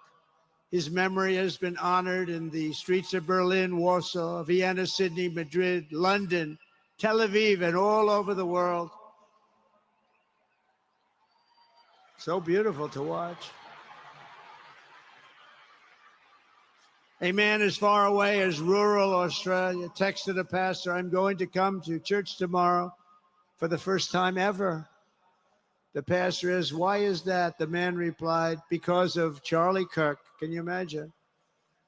The lesson of Charlie's life is that you should never underestimate what one person can do with a good heart, a righteous cause, a cheerful spirit, and the will to fight, fight, fight.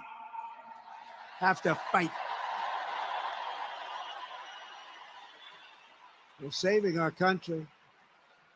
And Charlie's a big factor, such a big factor. Charlie Kirk started with only an idea to change minds on college campuses, and instead he ended up with a far greater achievement, changing history. He changed history. Today, Charlie Kirk rests in glory in heaven for all eternity. He has gone from speaking on campuses in Wisconsin to kneeling at the throne of God, where he is right now.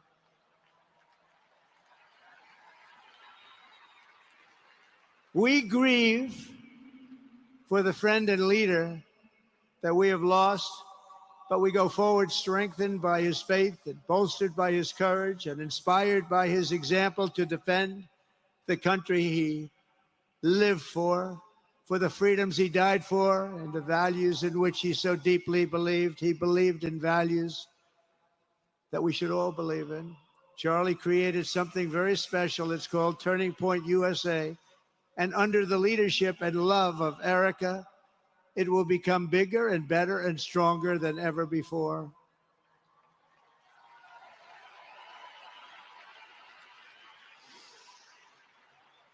So, Charlie, we all want to thank you. We want to say a very loud God bless you, Charlie. God bless you for what you've done is incredible. And God bless Erica and the children. God bless the United States of America. And could I ask Erica, please come out. Erica, please come out. Thank you.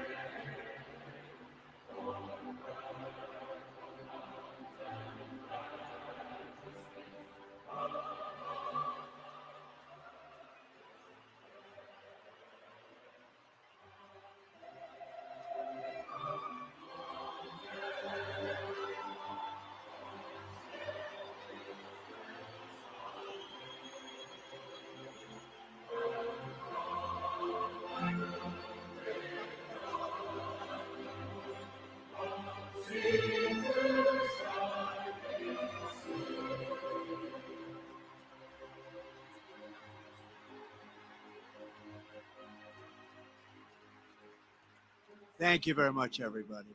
Thank you very much. And good luck. God be with you. Thank you.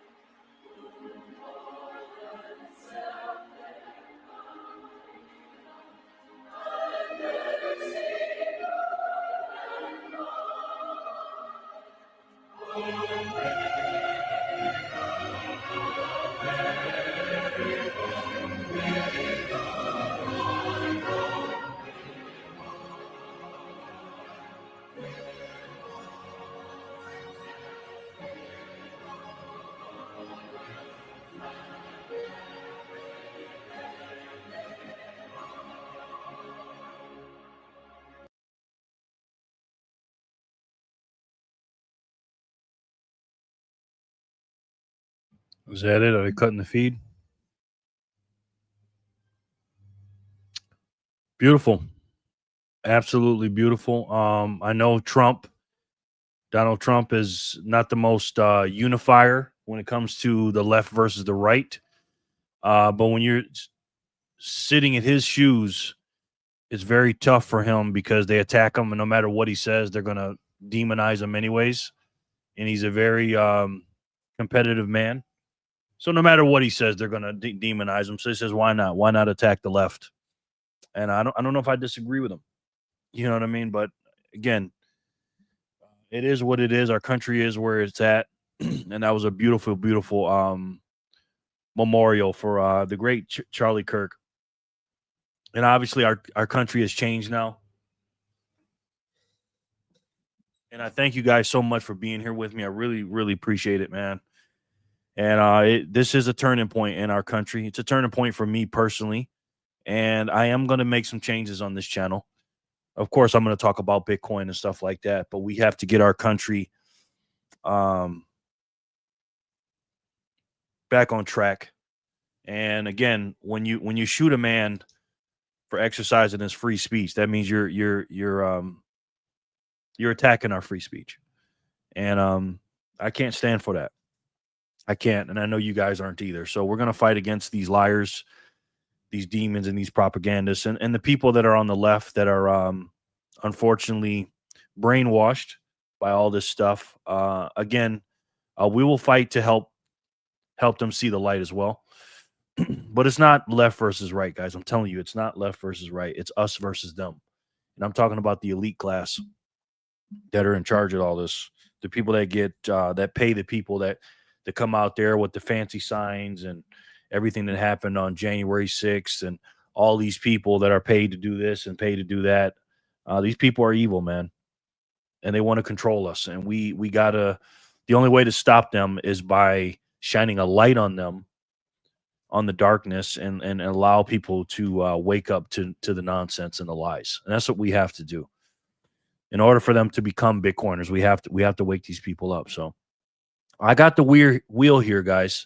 So let's put some people on the wheel here. Backpacker. Thank you guys so much for being here. We're going to do a few spins here. Fanny Packer. Anonymous. They're in the car. Hodler. My sweetheart Flipper. Saw Vic in here. Hey, Vic. Yep. Vic shoots. Vic shoots. Kramer. Thank you again. Thank you guys so much for being here. I appreciate it very much, man. Especially on a Sunday. What a beautiful ceremony. What a beautiful memorial for a beautiful man and a beautiful soul. And again, nobody's perfect, obviously. What's up, Backpacker? How you doing, brother? Good to see you, man. Very good to see you, brother. But Charlie did it right, man. He really did. And September 10th is a day that we'll never forget. The day before September 11th, which is crazy. Who am I missing on the wheel here, guys? If you're here, let me know. Sorry, Jerry. We are visiting for. It's okay. Don't worry about it. Who has cancer and are with them? We're glad to be here. Don't worry about it. Don't worry about it. Freedom versus evil. It's a Sunday. You guys are here every day. You know, I did this at the last time. I'm still chilling with y'all. Okay, Spaceman. You ain't got to explain nothing to me, Fanny. Don't worry about it. I appreciate you being here. I know you're here. I really love you guys. I appreciate you too. Emily and Pepe. Yes. Sean. Pepe, are you still here? So I'm going to do a few spins here. I'm behind. I'm like 8 spins behind, but everybody kept talking back to back. Here, Jerry and fam. Okay, I think do I got you on the wheel? No, I don't. Emily. And I'm going to work hard for you guys, man. I am going to work my ass off for you guys. And what I'm going to provide you guys Monday through Friday is simple. Or Monday through Thursday. Depends on what's going on Friday. I am Vic. Okay, you're here. I got you on the wheel. Yep. I'm going to give you the news every day. I'm going to tell you what's going on here in the world. so we can better arm ourselves. We're going to talk about some Bitcoin. We're going to talk about some politics. But the goal is simple. This is the goal to this channel. This is the mission. Yeah, I'm still watching. Got you, Sean. Let's see if I got you on the wheel. The goal and the mission is simple. We are here to fight for our freedoms and our sovereignty. And we want to make the world a better place. Jan and Nico, yes. The Bitcoin Nerds, what's up, brother? How are you? Good to see you, man. Very good to see you. And in order to understand what's going on, we need to know what's going on. And you guys work every day, and I'm going to be working for you and doing some research for you and watching CNN and MSDNC and nothing but crap and ABC and CBS and PBS, so you don't have to. And I am going to provide you some context and some things that are going on around the world, so I can kind of give you a one-stop shop on things that we're interested in. You know what I mean? And what's going on. And it is good versus evil. It's us versus them. Again, it's not left versus right. It's us versus them. Good versus evil. And Bitcoin is good. And here on this channel, we're going to do things all good. You know, and that people that have been brainwashed with the evilness, we're going to help them get off of that plantation and come over with us. That's what we're going to do. The Bitcoin Nurse. Hello there. Yep. Am I missing anybody before I do this spin? And we're going to spin the wheel every day. And hopefully I can educate you on things that I've learned. And likewise, you guys can educate me on some stories I have may missed. You know what I'm saying? Then I'm going to do it in different segments. Some segments people are not going to watch, and that's fine. But we're definitely going to be talking about Bitcoin. We're definitely going to be talking about what's going on in the world. Been lurking. Jay, how you doing, man? Good to see you, bro. You and Triple B's. Thank you, man. I appreciate you, bro. Some people are going to get mad at me, but it's like this, right? I can lose, 30, 40 people to gain a few hundred, because again, we have to get into the mainstream. You know what I mean? In order for people to understand what's going on, because again, Bitcoiners understand, people on Rumble understand, but a lot of people on YouTube don't understand the lies that are being told by MSDNC and all these other ones I just named. So we got to do our thing. We got to make sure that the normies understand that they've been lied to. And we got to get them off of that plantation of lies and evilness, right? And in order for them to help us become a Bitcoin-centric country, they got to understand what's going on. They got to know that the money's broken and the whole system is broken. Hello, Jason, what's up, bro? Jason, what's going on, man? Good to see you, my brother. Jason. Gonna do a few spins here, guys. Jason, good to see you, man. Jan M, salute you. Just finished that Charlie Kirk live. It still hits hard, man. The turning point has begun. Yes. Yeah, we're just watching it. We're just watching that. And I'm glad you're here, Jason. Thank you so much for being here, man. I'm getting ready to spin here, guys. Is anybody, because I know I'm missing a few people, is anybody here that sharper? I got sharper. That I don't have on the wheel. Mia, you still here or did you leave? We got 20 in here. We're growing a little bit. Now, guys, listen, here on Brian, what's up? May God bless the USA. That's right. Brian, how are you, man? Good to see you. Brian, are you a Bitcoiner, sir? Because we're Bitcoiners here as well. We're giving out some free Bitcoin. Like to put you on the wheel. Auntie calls me today. How can I get some Bitcoin? Auntie called me. How can I get some Bitcoin? Wow. Really? Say, just go to Jerry's channel. He'll give you some, potentially. That's good, man. People are waking up. That's good, Jay. And she called you. So that's good. We're gonna Operation Wake Up, the Great Awakening. I love that he awarded Charlie the Medal of Freedom. Yes, I would love to get that award, the Medal of Freedom. That's all. That's right up my alley, man. That's right up my alley, Sean. You know what I mean, brother? I love that, man. But Charlie's death has definitely woke people up, man. I've never seen anything like this. This is the reason why this is a turning point, because it makes people that didn't even know who Charlie Kirk was.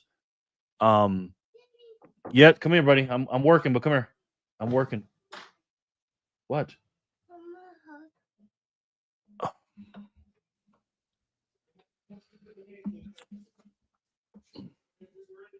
Love you. I'm live right now, buddy. Give me a kiss. You eat your snack? Yeah. Okay. All right, buddy. Come on. Finish watching Superman. I'll be out there in a little bit. I love you, buddy. Okay.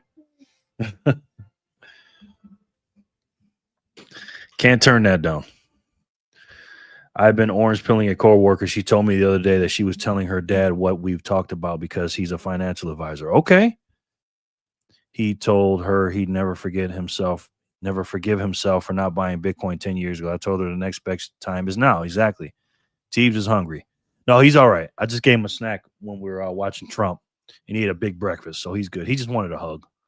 You know what I mean? I can't turn that down. I am back. Okay, Rizna.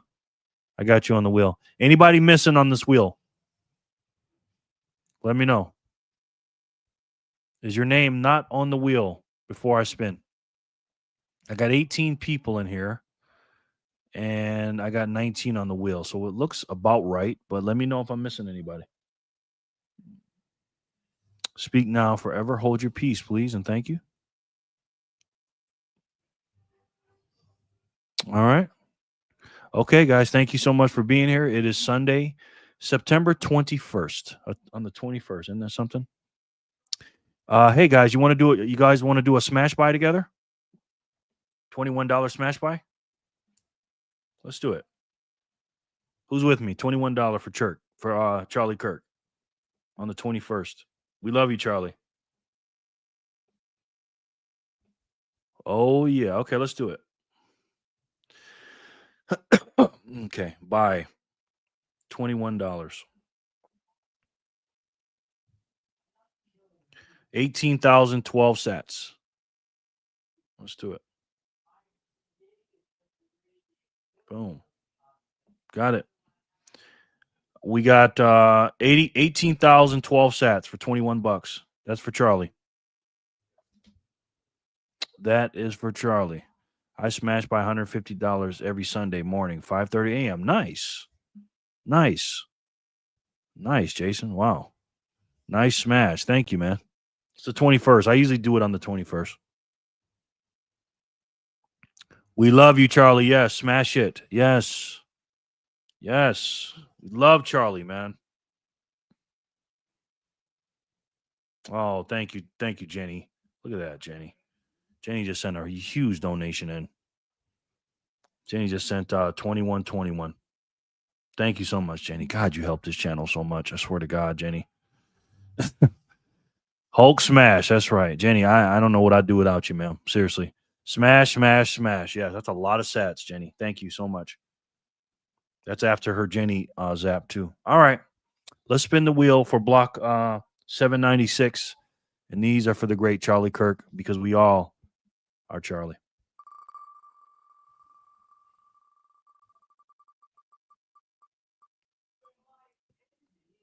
Fanny.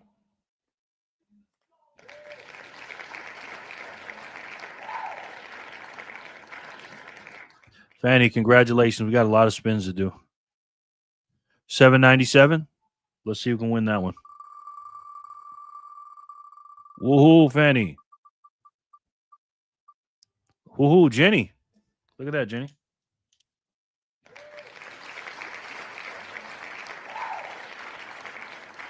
Gang, gang for Charlie. Absolutely.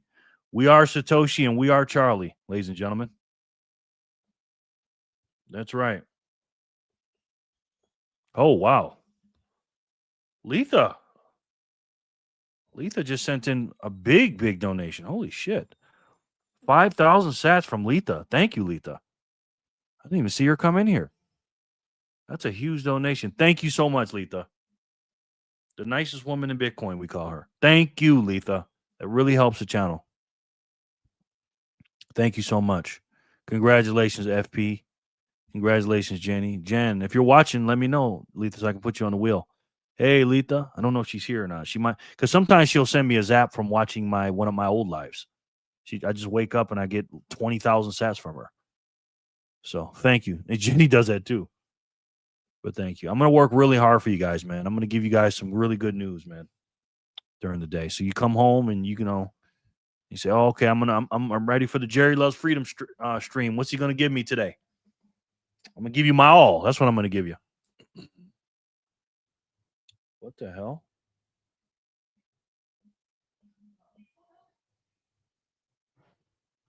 Wow. Jay, I do that too. I do that too, Jay. Jay just sent 10,000 sats. Jay did. And he said, snipe the barcode from across the room, Jay. I do that too, Jay. When somebody has a barcode up, but most of the time it's too small. So, wow, Jay, thank you so much, brother. He sent in 25,000 the other day. Thank you so much, brother. I appreciate that, man. That's a lot of damn sats, bro. Thank you. You guys power the channel. If you guys didn't do this stuff, I couldn't do this show. I'd have to be outdoor dashing. So again, I really appreciate you guys. And I'm getting paid the best money in the world, and that's Bitcoin. So when you guys send that Satoshi, so when you guys send that in, I know you guys appreciate what I'm doing. But again, I'm going to work my ass off for you guys, man. So thank you again so much.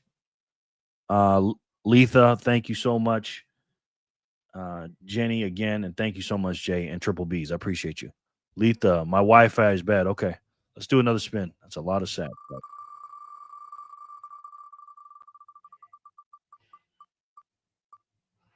Holler.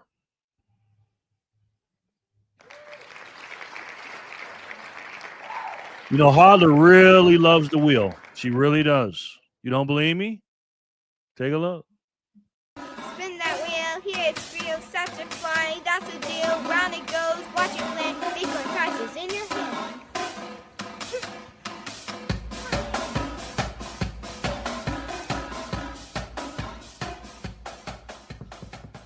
Love her, love her, love her, love her. My boss told me the other day him and his wife are thinking about getting Bitcoin. Nice. His cousin was into real estate and now is a crypto broker. Anything he touches turns to gold. Some he wants to give him. Nice. Some money to invest. I said, no, it doesn't work like that. I'll set you up with Strike and a self-custody gold wallet. Yes. Because they don't know any better, man. You got to teach them, brother. Good job, man.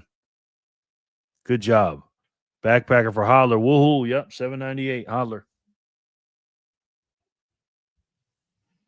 And we'll be spinning the wheel 7 days a week. Congratulations, Holler. She said, let's go. This time my brother is out and I'm getting in. Yes. Holler. Congrats, Holler. Anonymous is asking, where's Maria? How is she going? I haven't seen her in a while. She's doing okay. You might see her Friday. So seriously asking though. Yeah, we see Maria on Friday. It's just hard to talk about Maria during, Charlie Kirk's death. You know what I mean? Because he's such a good guy. And I don't want to be talking about that stuff during Charlie because he's a Christian and but we will see Maria next Friday for sure, Fanny. Thank you for asking. Anonymous. She's getting in the shower. Okay. Holler, congratulations. $7.99. Let's see who can win that one. Thank you guys so much for the donations. I really appreciate you guys. Triple B's, look at that.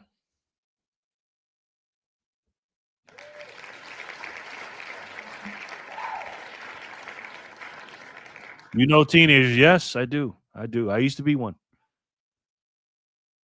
800. Let's see.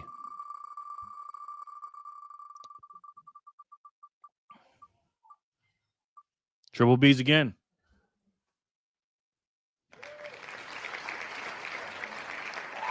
Yes, Sherry. Hope all the while. I love you. All best wishes, B. No doubt, brother. Do you want to get on the wheel, B, or no? Congratulations, Triple B. Congratulations, Triple B. Triple B. Woohoo. Woohoo. She says yes. Congratulations again, Triple B's. Absolutely. What? Yeah. 2 times. Triple B's. See what happened when your husband sends a bunch of sats in? Congratulations, Triple B. B, you want me to put you on the wheel? B hair or no? Sounds like you're out of here. Gang, gang, Triple B. Yeah, so this it's going to be a different format here, guys. I'm gonna talk about a little bit of politics. I know some of you guys don't like it, but it's all connected, guys. Just trust me. Just trust me, man. All right, I'm gonna lead you guys down the right path. We're gonna learn this shit because again, we have to understand how the world works. I wonder, can a Triple B get 3 in a row? Maybe. Let's see. Maybe I think she can.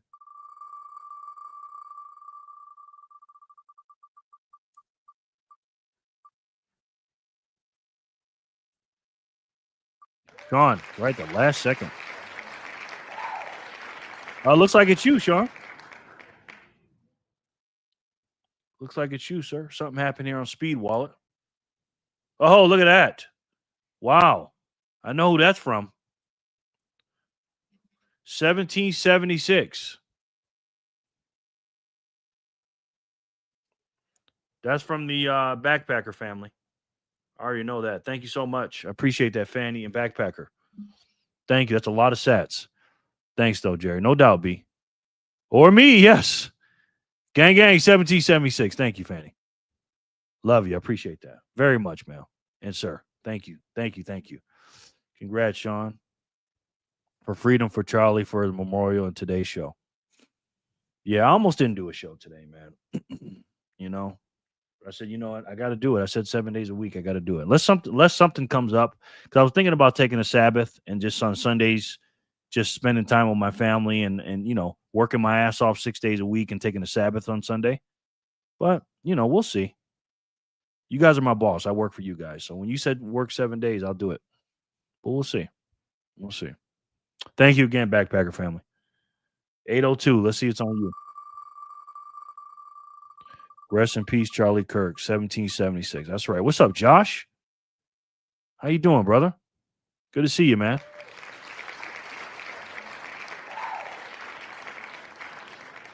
Very good to see you, Josh. I don't know if I have your wallet, sir. Kramer America. Let me put Josh on the wheel. Very good to see my man Josh. I haven't seen you in a while. Living in the future, remember? We all need a day to recharge. We love you, Jerry. All right, well, you guys let me know. You know what I mean? Because you guys asked me to work 7 days a week. That's why I've been doing it. Kramer America Industries. Woohoo. Even God took a day off. Yeah, I like working, though. You know what I mean? I like working.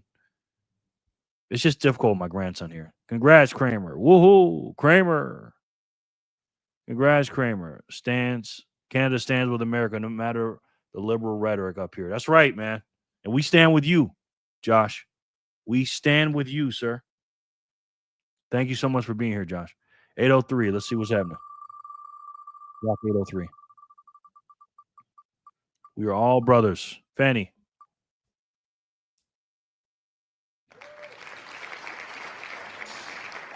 Fanny.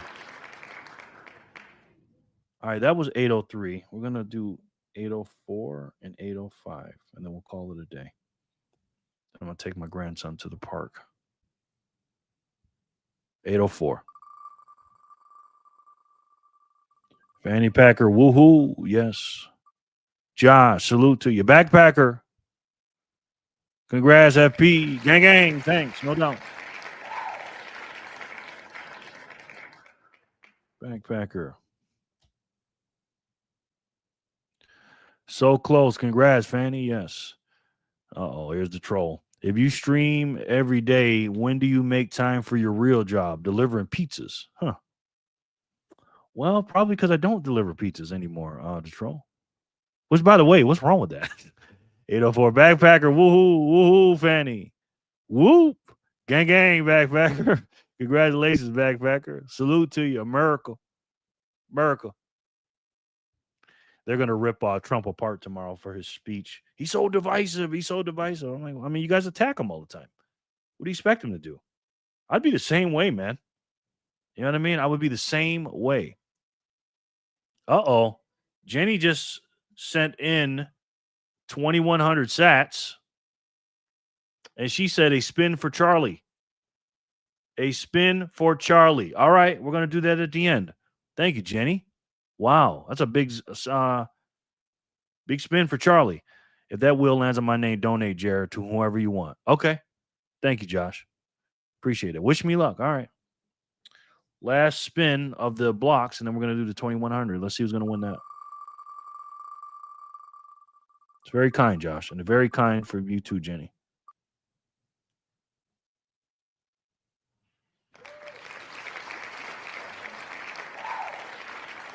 Flipper. I'm Flipper. This is Little Slip.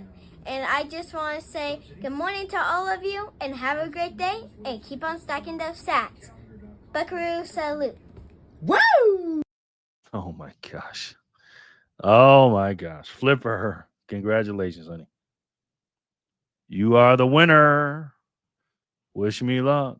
805 back. Flipper. Woohoo. Woohoo, Flipper, Flipper. She said, let's go.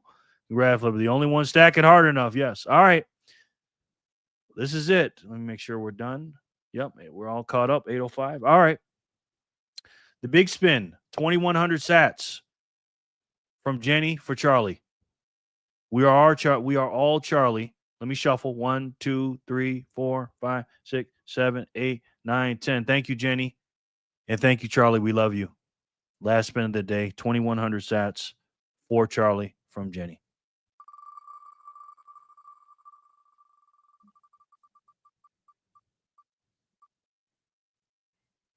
Vic.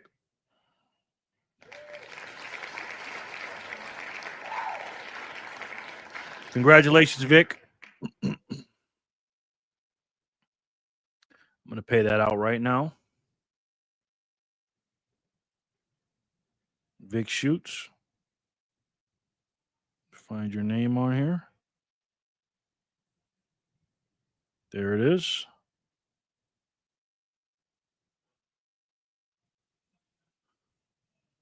Woohoo, yes. Yay, Vic Shoots. 2,100 for Charlie from Jenny. And there you go, Vic. Boom. 2,100 of them things. There you go. Thank you so much, Jenny. Thanks, everyone. No doubt.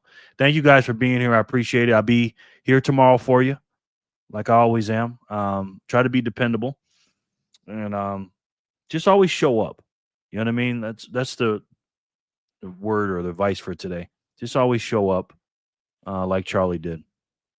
Charlie worked from 5 a.m. To 11 p.m. sometimes later, and then he went to bed. But wait, there's more. Big Show, of course, we are all Charlie. Yes, we are all Charlie. Let me see. Did something happen? Did I miss something, Backpacker? 2025 sending 215. 215. Spin for Charlie, Jerry. Sending in 2015 for final spin for Charlie. Year he died. 2025, you mean? Sent. We are all Charlie. I'll always show up. Thank you, Emily. Spin for Charlie, Jerry. All right. Thank you so much, guys. That's a very, very big donation. We are all Charlie Kirk. That's right. All right. Another big spin from the Backpacker family. 2025. One big spin. I'm going to pay it right now. Let me spin it out. Thank you, Backpacker family. 2025 for the great Charlie Kirk from the Backpacker family. All right? And I'm going to pay it right now. Good luck, everybody.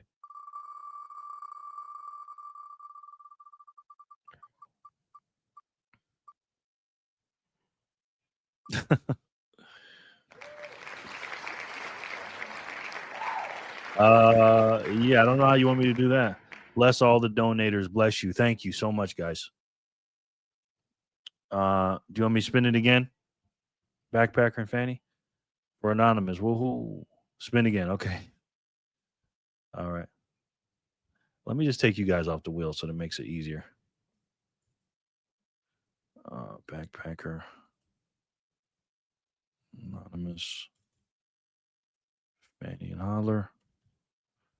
All right. 1, 2, 3, 4, 7, 8, 9, 10. Let's do it. 2025. Let's do it.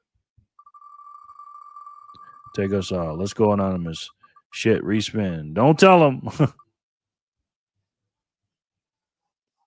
Bitcoin Nurse, if you're here.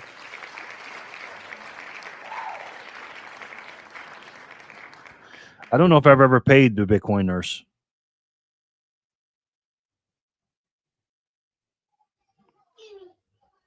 I'm working, buddy. What? Okay, I'll come in there in a minute. No problem. Bitcoin Nurse. Do I have your See, I'm working. Go in there. I'll be in there in a second. I just told you that.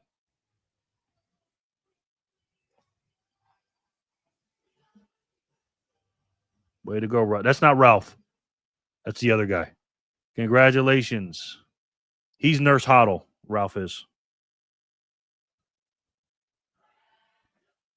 Nice, Bitcoin Nurse. Yeah, I don't have you on my list, I don't think, brother. So, oh yeah, I'm confused. Yeah, I get confused too. So, I don't know how to pay you, the Bitcoin Nurse. And if you're trying to send me your address, just send me the name and not the @ stuff. So, or you can give them away. I'm looking for you. I don't see you on here. Congrats to the winner. Yep. Send your addy. Yes, please, because I'll be stuck here all day waiting on you to do it.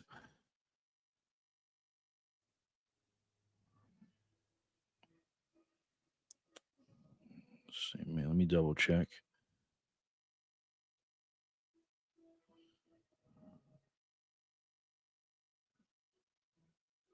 Make sure, because I could be wrong.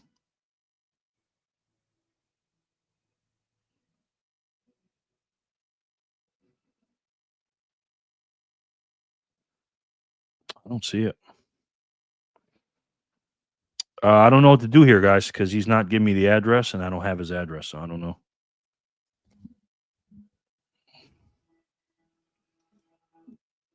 I don't know if he's trying to send it, and it's just not going through. I think y'all are not seeing all my. No. If you send the address with the @ and all that stuff, it's not going to work. So no, your comments are definitely not coming through, bro.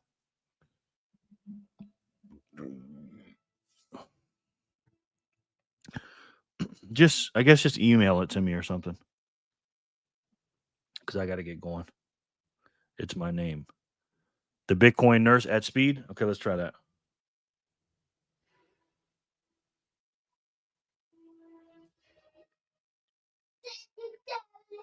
Bitcoin Nurse at speed. Let's try that.